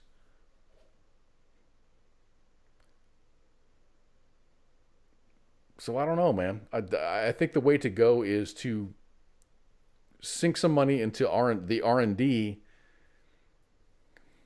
Do you agree or not? I don't know. It's hard to tell. It's I was talking about it earlier. Central planning does not work. Step back, and let the market, let the free market. California hates a free market, and apparently, you can see that all through California and stuff like that with their businesses leaving and moving to Texas. But and other states. Yes, not just Texas. They're going everywhere. No. I mean, Tesla, you got SpaceX, all these big companies. They want innovation. They want the ability of innovation without the regulation. California needs to step back its regulation, and like the whole water usage. Like we get into I don't know if you've been paying attention to the whole Lake Mead water usage, the whole Colorado River Basin kind of crap. Mm-hmm. California is the worst offender of that. And they didn't get it. They barely got a slap on the wrist when the federal regulations came down on it. So like the push for the green energy, it's not. I mean, I think I was reading in the news, their last nuclear power plant in California, they actually said, "Hey, we're going to hold back 5 years before shutting this down." It was supposed to be shut down by the end of the year, I think, and there's no licenses. There's no licenses have been issued for new plants. Well, that and we get into the whole energy crisis thing too. I mean, water is water's a big thing in California right now too that they're doing horrible with. Yeah, they don't have any. Yeah, They take it from Utah and yes, Vegas, Nevada, the whole 9 yards. But my big thing is there's a guy, an entrepreneur that's trying to start a desalination plant in California, and they're fighting him tooth and nail about environmental regulations. Dude, because of the fucking turtles. It's because of the turtles. As a turtle, a fish, whatever, the environment, you gotta balance this stuff, right? If I can't survive here, I mean, they're gonna turn California into this barren desert that no one wants to live in, and everyone's gonna leave, and they're gonna be stuck in, what's that old song, the King of Nothing at that point? Newsom, Metallica. The Newsom will be sitting on a throne with no one to rule at that point. And the feel-good crap, it just blows my mind. Like, yes, everyone wants a safe environment to live in. Don't get me wrong with this. I agree with it. Like, we should be protecting the planet. I'm not opposed to taking care of the planet and doing everything that you can do. But there's a point where it's like, yes. And they're going to phrase it as, okay, you're going to fuck up the planet just a little bit. Willingly fuck up I mean, like, there's a balance. There's got to be a balance. I mean, this is not a balance. There was a point where who was the big oil guy? Was it Rockefeller or Carnegie? Which one was the big oil guy from back in the day? Probably, I want to it might have been both of them. Probably Rockefeller. But the big oil guy, like they were dumping the byproduct of the kerosene into the water. And now we're not. Which was gasoline. Yes. And now we're not. But innovation has led to that. So, I mean, just step back and just be like, okay, we realize the planet's warming up. Let's find a solution instead of being like, hey, by 2035. That's why our last president exited the Paris Climate Accord or whatever it was, because he knew it was bullshit. It made absolutely no sense. And there's some countries that said, hey, we're going to reduce our carbon emissions by this date. And they already knew they were going to reduce their carbon by that point. So, no one, as far as nations go, no one overpromises. But then there's other nations that will try to posture and say, "Bah, Russia's going to reduce this for, Russia hasn't said shit, but I'm just saying, some country says, yeah, we're going to reduce it by 30%. Oh, we can't be outdone by them. Let's up that by just imagine if we would have kept fracking, instead of banning the fracking and started, fracking might be bad for the environment, but would Russia have that freaking the EU by the balls right now? And we could have been pumping freaking natural gas out to them like no one else's business. Russia's fracking the fuck out of the earth. Yes. They are. Yes. So is China. But we're sitting here trying to be the good guy, but the bad guys are just doing whatever the hell they want. Is it right for us to do it? No, but we need energy independence, and the energy that ship sailed years ago at this point. So at this point, I don't even know how to fix the problem other than just like get the government out of everyone's business and let businesses solve the problems. These people sitting up and capitalism will solve the issue. Because if it... you want to make the money. You want to make money, you'll find ways to make money. You'll find, yeah. Always. Because that's why people get into businesses, to make money. If they can't do it, they're just going to leave. That's prime example, back to whole circle around back to why so many businesses are leaving California. Yeah. Taxes are insane. The regulations is insane. Like, 2023, they're going to ban the sale of electric cars. Okay, not electric cars, gas-powered cars. They already banned the sale of small engines. So if you want to push a lawnmower through your yard, you got to use a generator. If your power goes out, you 2035 is the target for no more gas-powered vehicles, and it's like a graduated scale to ban. They're just going to keep pushing. They're going to keep pushing it back. And everyone else is going to go buy a car in freaking Nevada or Arizona or whatever, and then drive it into California. They're just not going to be able to register it. And I think you mentioned that last week. Like, no, the reason why. Okay, I've said this. It happened in Colorado like 2 weeks ago. Oh, dude, with the thermostats. They locked the thermostats out, saying you can't have your power at this. And I was thinking to myself, it's like, just what's going to happen when everyone's driving electric vehicles that are all linked into the system? Oh, you can't drive now. You know, like you drove your 100 miles, prescribed 100 miles for the week. So it's getting to that point. No? It's getting to that point. They're just going to regulate themselves to. I really feel sorry for like Raptor 7 because he always catches like every couple of weeks. He was like, I never hear from him. I'm like, okay, maybe he's got something going on. And then he pops up like 30 days later going, yeah, I caught a 30-day ban on Facebook. So I think it's going to be like, you tweeted something bad, so we're going to turn your car off. Get to that. People don't realize all like those, it will get to that. All of those folks in Colorado, it's not like there was like the government was, we're going to cut off your air conditioning. They voluntarily opted in for a program. They got like this badass thermostat. $250 and $250 cash. Like, oh, I get a cool thermostat that's touch screen, and I get they baited them in on that. No? Yeah, but then in the fine print that they agreed to, it's like we have in case of something like an emergency, we have the ability, or we retain the ability to turn your shit off. That's why I tell people, like, anyone who works cybersecurity is terrified of smart devices. They're terrified of them. Like the locks. My sister has those locks that you could, oh crap, I forgot my key, and or it's like a thumbprint, like a biometric. Yeah, something along the lines of that. It was preventing the police from just being like, oh, we went inside your house, boom, and the door's unlocked.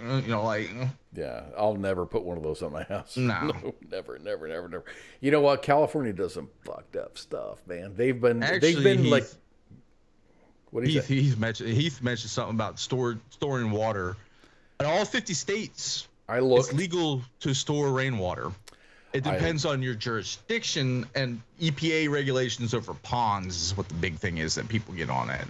If you have a pond chilling open, that's when you start. But you're allowed to store as much rainwater as you want. Huh? And I looked into this after a couple of weeks ago. I read a story that it was like, oh, it's illegal to store rainwater. I'm like, well, let me see what's going on in Fort Worth. In my area, it's like, they're like, yeah, do it. That's smart. That's really, really smart. Do it. A lot of jurisdictions will say, please store the rainwater because it helps with the water drainage system at that point. Yeah, and you're not turning on your spigot, taking water out of the city supply to water your grass or wash your car or whatever you do with your water. Take baths. No, I'm not going to take a bath with rainwater, but I would store a couple of 50-gallon drums just to water my grass and my plants and stuff. Yeah. In my next house, this is definitely going to be an option. I'm not going to live here forever. I'm not going to invest that money in this house. But in the next house that I own, which is going to be a new build, hopefully, the rain is going to fall. It's going to go down my roof into a collection system, and it's going to be awesome. Yeah. Mm-hmm. Filter all the asphalt pieces out of it, and I've seen a lot of people do it on the internet. It's amazing. Like there's one guy that lives off the rainwater. YouTube's got so many cool videos of harvesting rainwater. It's so good. Kaz, do you think you don't have a copy of your keys? Possibly. I mean, if you want, it's easy to pick a lock. So it's very easy to pick a lock. I don't care what it says on there, like Schleg. Yeah, you know what? I can probably pick a Schleg. I'm a real lock and you can buy all these lock picking devices online. Kits online. You can just buy them. You don't even need to buy a kit if you really know what you're doing. You just get a decent piece of metal and you can file it down to make your own picks. That's how they used to do it. Like a real locksmith back in the day, that's how they used to make their own picks and stuff like that. I can pick a master lock. If you want to lock your toolbox or whatever, I can probably pick it in a couple of minutes. Most of them, you don't even need a lock pick. All you need is a aluminum can, and you cut a piece of aluminum out of it the right way just to bypass that little spring ball that holds the thing in place. And you just go down and turn it. Yep. Like it's not hard. It's not hard. No. But an actual Musa says an actual copy. No, I don't think anyone's got an actual copy of my key. I got that made at Home Depot. All right, bro. So I don't think anyone's got that copy because my key has a skull on the top of it. I'm totally fucking with you. Them old skeleton keys back in the day were probably some of the best keys you could have, actually. Yeah. So have you heard the iPhone? iPhone's got a new iPhone. The new iPhone. Is it bigger? Is 14. It's the iPhone 14. Does it have a bigger camera or a bigger screen on it? Or? It's according to Steve Jobs' daughter. No. She's awesome. I love her because she's like, no, this is the same fucking phone that they released last year. She just had this disdain for, I don't know. I think she didn't like her dad much. I don't think so. We're going to talk about this in a minute because I want to talk about, we're going to talk about the iPhone 14 here in just a second. But I wanted to talk about California because they've actually done something right. I think they've done something right, and this is my opinion. This may come as a shock to everybody here. I mean, California usually fucks things up. But no, I think I like this. I think I like this a lot. California does some pretty stupid stuff, but I agree with this move. California on Tuesday of this week passed a law requiring all employers based or hiring in the state to post salary ranges on all job listings. You're going to apply for a job at a company. California's got, they are an economic powerhouse as far as the United States goes. They generate a lot of revenue for the United States government. But for all of their job listings, if you want to look for a job in California, they have to post salary ranges, like lowest to highest. The law will also require California-based companies with more than 100 employees to show their median gender and racial pay gaps. This is a first for the United States. The bill will head to Gavin Newsom's desk, who has until September 30th to either sign it or veto it. He hasn't yet expressed a position and hasn't immediately responded to a request for comment. If he signs it, the law would affect some of the biggest U.S. companies, including Meta, which is Facebook, Alphabet Incorporated, and Walt Disney. I support any company saying, okay, this is the job. You're going to be an engineering technician 1.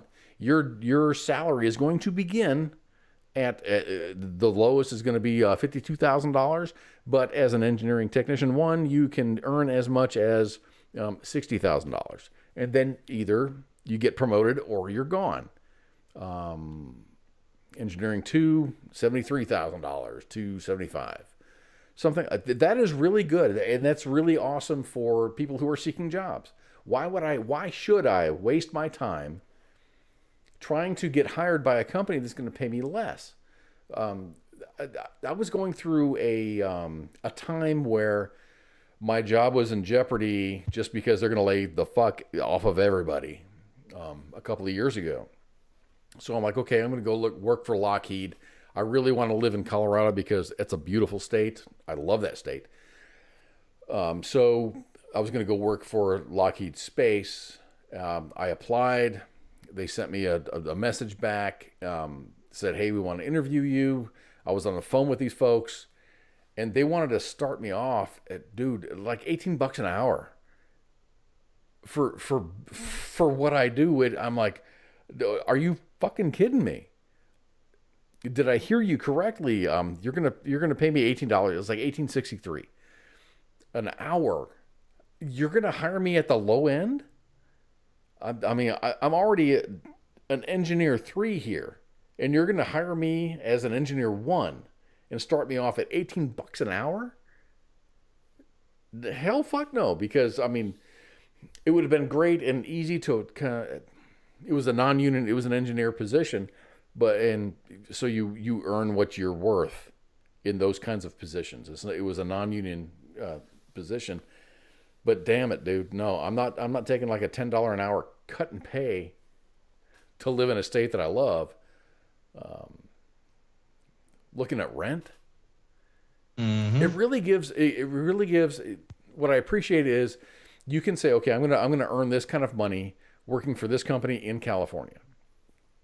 Okay, rent in this. If I want to rent this apartment, it's going to be this much, and you can budget. It gives you all the information that you need to actually, I'm going to uproot my family.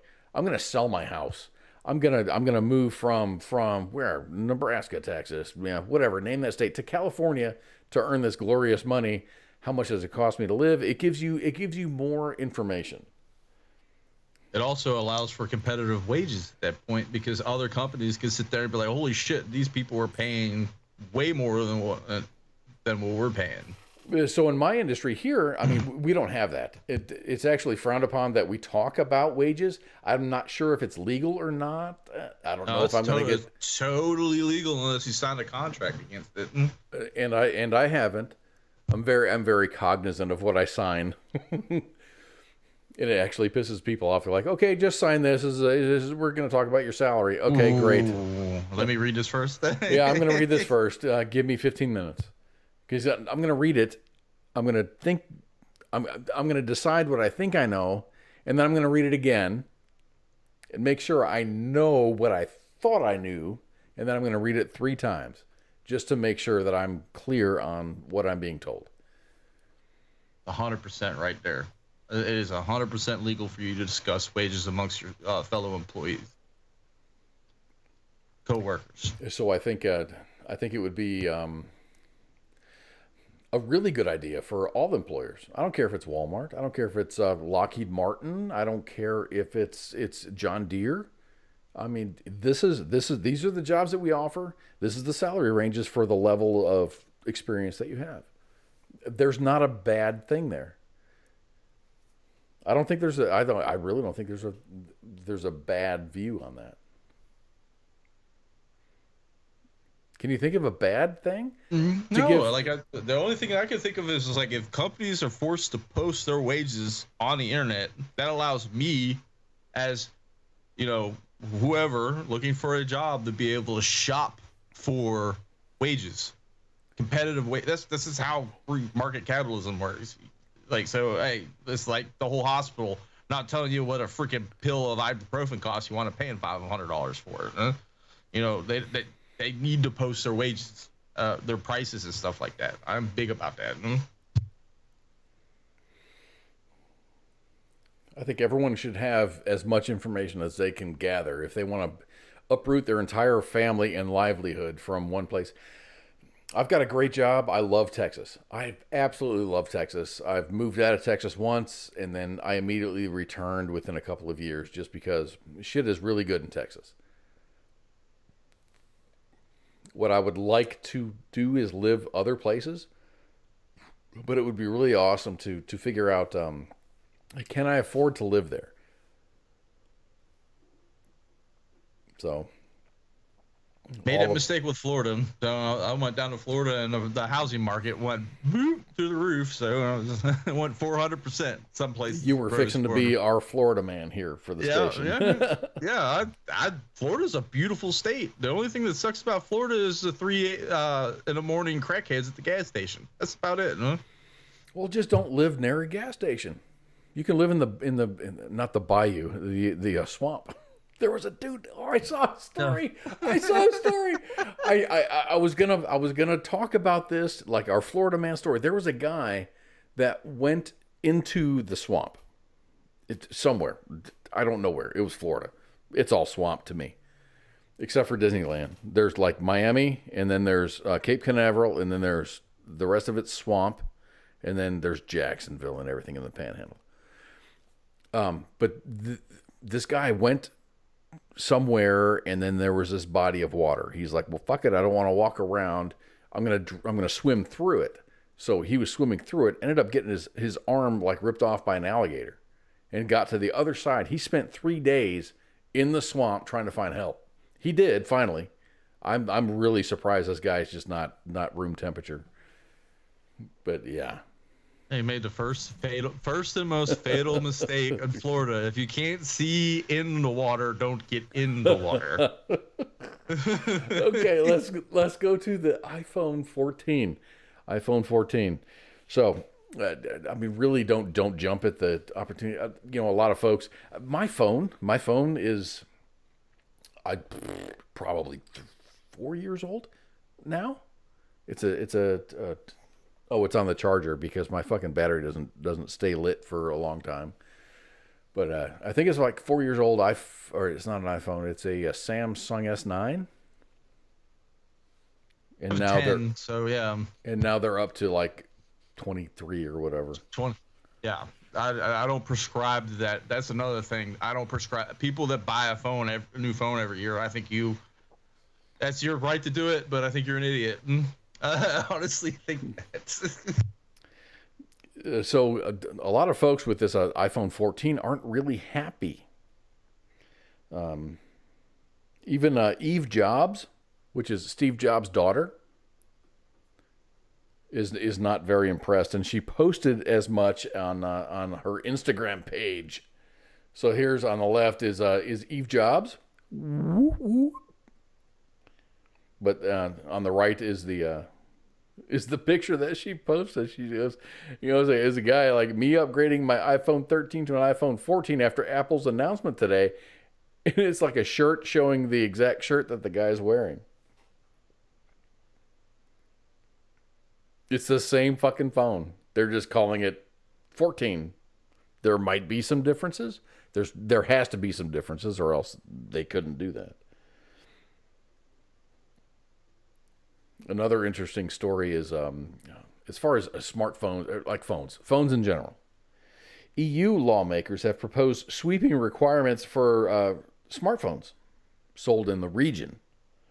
Regulators have suggested that phone vendors provide at least 5 years of security updates and 3 years of OS updates to their devices. That's pretty badass. So I've got, I bought my phone 4 or 5 years ago. I still get updates. So I don't know what that means. I don't know what they're talking about. I think I've got about 5 years. I think 5 years. It depends. Like, I don't know. Do you know anything about Linux, maybe? We use Linux at work. I don't speak it. All right. There's a distro called Ubuntu, and they date their like 18 point whatever. It's based off whatever year it came out. So I think this year's new update was 2022 point whatever. Mm-hmm. But they specifically say, like, hey, we as community after a certain point are not going to update this operating system anymore unless someone, from picks it up. I really like this specific version, like XP. I really love XP. I'm gonna. Yeah, I was gonna say XP. Yeah, there's something stupid along the lines of that. Like they have to drop support off after a while because it's such an outdate. You have to, and it's actually a stress on a company that created it to actually support it. After so many people have upgraded from it, I get it. I do understand it. So the EU, so all these phones that are affected, I mean, let me see. Notes.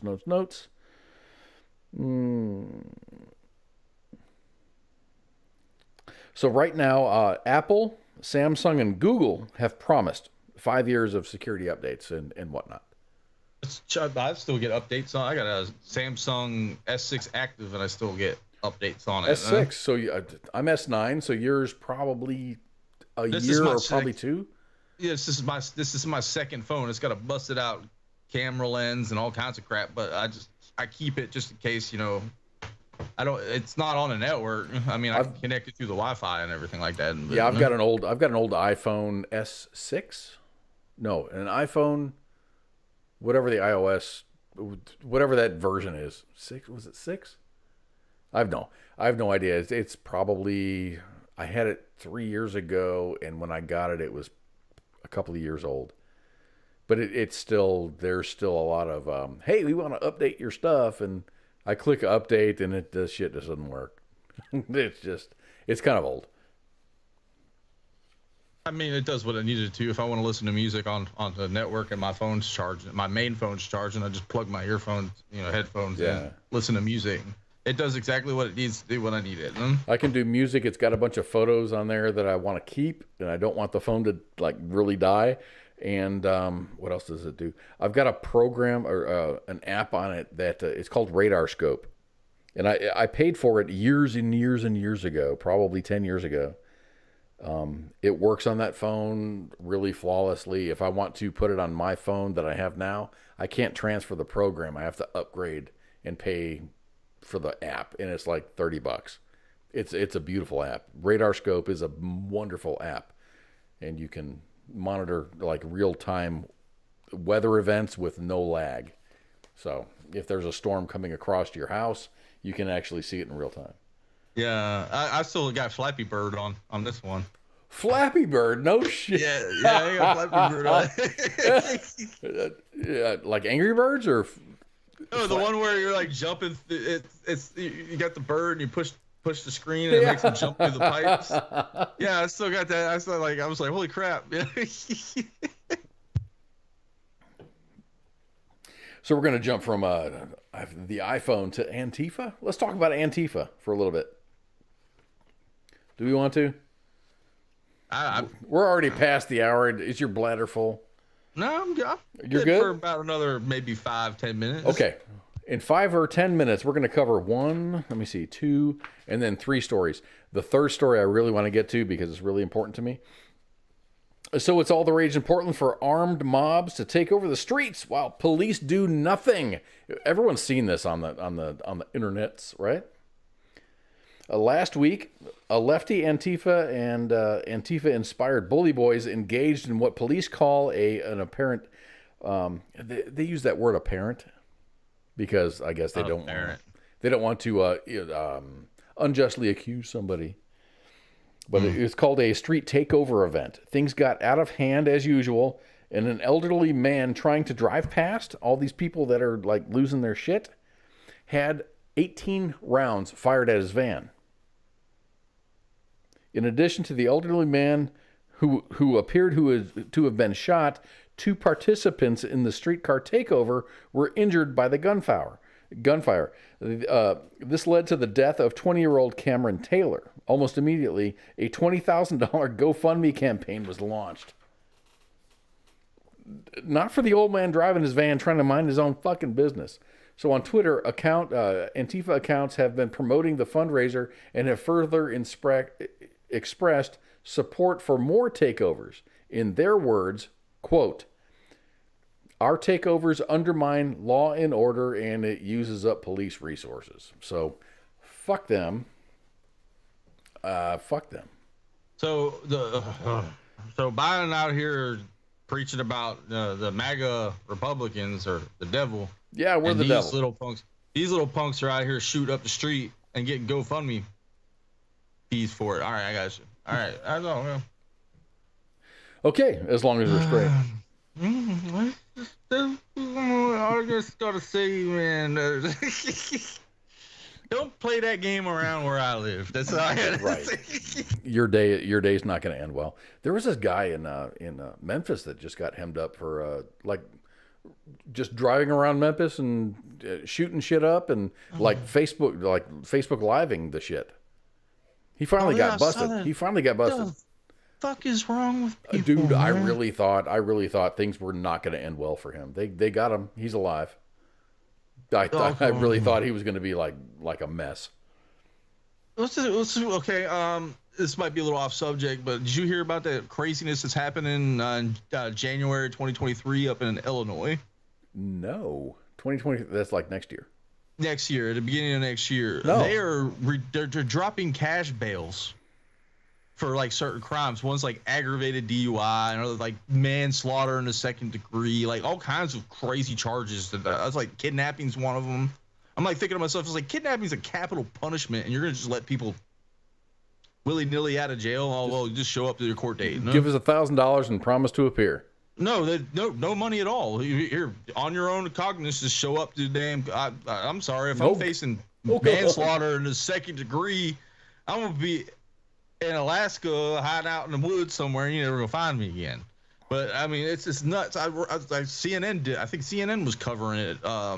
It was crazy. Like, holy shit, no. I think New York started that, no. And Portland, I think, is one of them that does it. LA and all these places with the crime going through the roof, they're not enforcing the rule of law anymore. It's just I don't understand it. I can't. And these people, the Antifa guys, are the ones that are just jumping on the shit and just be like, hey, if Daddy ain't gonna spank me, I'm gonna do whatever the hell I want at this point. They thrive on chaos. They thrive on chaos, and with their statements, it's just like they just want to. They want chaos. They want anarchy without any rule of law, and it's just fucked up. So let's talk about snow days. Snow days on school. This is. I probably should have put this earlier in the broadcast, but this is kind of fluff. But I remember us talking on the station. It's not just us, but ICE was, possibly CQ. But I remember us talking about this as it was happening. COVID has kept schools closed and kids at home. There was a mad rush to develop and implement remote learning environments for school kids. Remote learning has its issues. It does, absolutely. But I would say that it was a success. Going through, like, you have to do this. And then we did it. And kids learned remotely. Maybe it was successful-ish. But I would label it as a success. In light of the successes, we here at we here at WTF Nation Radio made the prediction that because of the success of remote learning, we would likely see inclement weather days, like snow days, be a thing of the past. I lived in Ohio in 2014. In January of 2014, I had 2 high school girls. They didn't go to school nearly the entire month of January because of the weather. We had negative 20s for the highs and feet of snow. We had fuck tons of snow. Ice on the roads that wouldn't melt because it was too cold and it couldn't be removed. Buses couldn't run. Because the school was closed, my kids didn't get released for summer vacation until mid-July. It certainly would have been nice to have a remote learning option back then. You have a story? I got a story that revolves, I was living in Pennsylvania when I was a young child going to school. It was called the Blizzard of '93. And this, like you said, going to July, my summer vacation was so short that year. It was ridiculous. I think we only had 4 weeks of summer, not even that, maybe 3 weeks of summer vacation by the time we're done. It deadlocked the whole state. It's because the government says your kids got to be in school 180 days a year. All we did was the makeup days was just sit there and watch movies, which made no sense to me at all. I think I was at 4th or maybe 5th grade at that point. It was just like, what the. So I'm making these days up. We don't have air conditioning in our schools. It's the middle of July. I'm sweating, and we're watching movies just to make up those days. So it's probably a good thing this remote learning thing happened. Cameron Stewart, I have no idea where this. Let's see, this 08. That was 2 minutes ago. Get strapped, people. Start carrying. Oh, I do. So maybe. I don't. What? So yeah, you don't. No, you're a peace-loving man. I don't. So maybe this remote school learning has been happening in other parts of the country, but this story that I'm talking about comes from New York City. David Banks, New York City's Department of Education chancellor, says that there are no longer technically snow days. Students will be able to use remote learning technology that was deployed during the COVID-19 pandemic to continue their studies on days where snow and ice make travel to school too hazardous. So sorry, kids. No more school days, but it's going to be good for you. The no snow day policy in New York City began to be implemented in 2020 during the first year of the spicy flu, and it had continued to the following school year. Infrastructure to support remote learning was improved, and the students have had ample time to adapt. The scrapping of the snow days will likely help the city's Department of Education meet the state requirements for students to attend classes at least 180 days a year. So this is a government thing. You say taxation is theft, but this is this is central planning. Exactly. So to close out, I got to get out of here because my bladder says we got to end this show at some point. We made it the extra. We're going on 15. I know. Minutes. So I'm really, and this is because of my state. This is my state here. The state of Texas, and I'm going to get to my other comments. The state of Texas has launched the first of its kind program where officers are trained to provide anonymous support to other officers for the trauma that they face every day. So this is like a coworker like support system, like an AAA kind of thing, but for police officers. Exactly.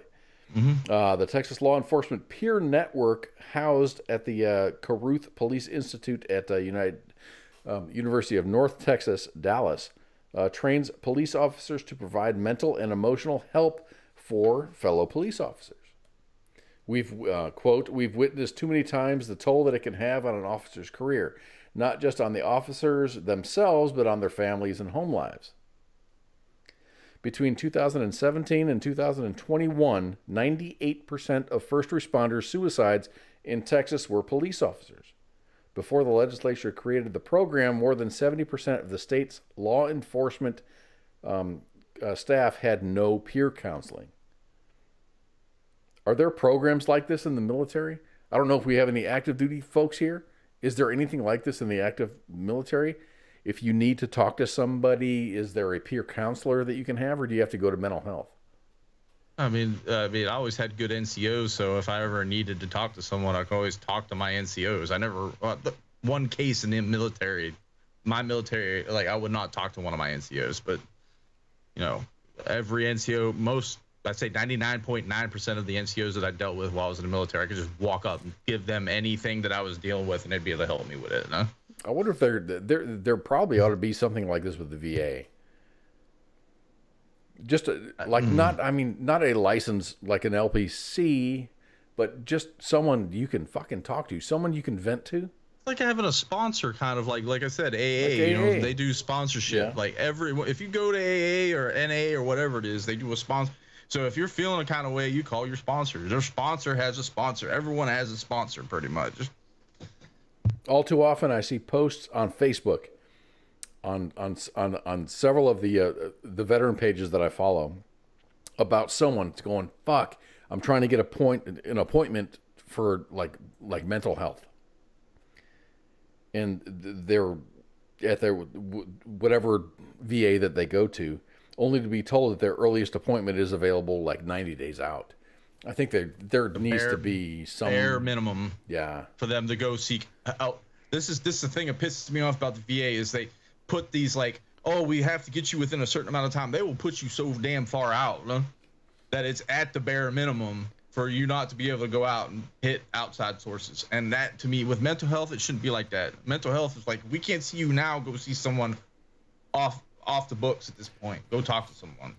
Cameron Stewart responded. He says the Salt Lake VA, Salt Lake City, I'm guessing, has peer support volunteers. That's good. That's awesome at that point. I love it's really good because you have a veteran in distress. I'm going to say this, maybe the wrong words. I'm going to use them. A veteran in distress, going, fuck, my demons, blah blah blah. I need to talk to somebody. It doesn't need to be a doctor. It doesn't need to be a fucking counselor. It needs to be just someone that they can talk to. So I think it would be a great thing for the VA to supply, at least for the time being, someone for them to talk to. We try to do that here at WTF Nation Radio, U.S. Army WTF Moments, but we're not counselors. We're not trained at all. We talk shit. I mean, if you ever need someone to talk to, I'm more welcome to talk to you, but I don't do feelings well, so I mean... if you're having a hard time, send us a message, WTFNationRadio.com, U.S. Army WTF Moments. So, you can contact at, whatever. We'll talk to you, but we're not therapists at all. If you talk to me, we could talk about how taxation is theft. for a couple hours, get your mind off. Or you can talk about whatever the things that you have, the anime things and Godzilla and Godzilla. You can talk about things that you might have interest in, but there's no therapy involved when you contact us. But that needs to happen, right? Yeah, I agree with it. So how you feeling, man? I think we're gonna get out of here. I think it's about that time because we're 2 minutes over the 15 that I said that I needed, and I'm feeling it. Oh, I got you. I feel you. Okay, you can join us here most of the days during the week. We got big stuff coming up, so please stay tuned. How does Ice say this? Like, share, and follow. WTF Nation Radio, U.S. Army WTF Moments. We have shows. Monday is the Monday edition. Tuesday is Pop Culture Warrior with CQ. Thursday is Sergeant's Time with Ice. And Spanky is back. She was back this last weekend. Did you hear that? Good to hear her. I saw yesterday's show. I heard her on. I was only in there for the last 15 minutes of the show. Yeah, she was. Her and her minivan were stranded for a while, and then she finally came back. And Friday is Friday Night Freedom, and we're gonna get some more shows on board here on Wednesday and on Sunday. Sunday is sports, and Wednesday is I don't know. Radar is gonna have a show on Wednesday, so there we go. This is the end of the show, and thank you all for being here with us. Shots. Do you have any final words besides I gotta pee? Yeah, like I always say, don't drink and drive, don't beat your spouse, don't kick your dog, and if you have to think about it twice, just don't do it. Cameron Stewart's got a great comment. He goes, sometimes shooting the shit with another vet is all we need. Amen. If you want to shoot the proverbial shit with us, man, just send us a message. Kaz, WTFNationRadio.com. You're Pookie. Just send something to the radio page. More than happy to talk with everybody. Just, you're not going to get therapy from us, but you're going to get an ear. So, all right, y'all take care, and we'll see you next week. Love ya. Bye. This is WTF Nation Radio. My friend came to the door. She said, well, I was on the phone cooking me and my baby some breakfast. And she said, hey, something wrong. It's popping. I said, what? She said, yeah. I said, no. So the girl come downstairs. She come out her apartment with her baby with no shoes on. I said, oh, girl, it's cold outside. She said, something ain't right. I said, oh, man. She said, oh, man, the building is on fire. I said, no, what? I got my 3 kids and we bounced out. We ain't gonna be in no fire, not today. The voice of U.S. Army, WTF Moments. This is WTF Nation Radio.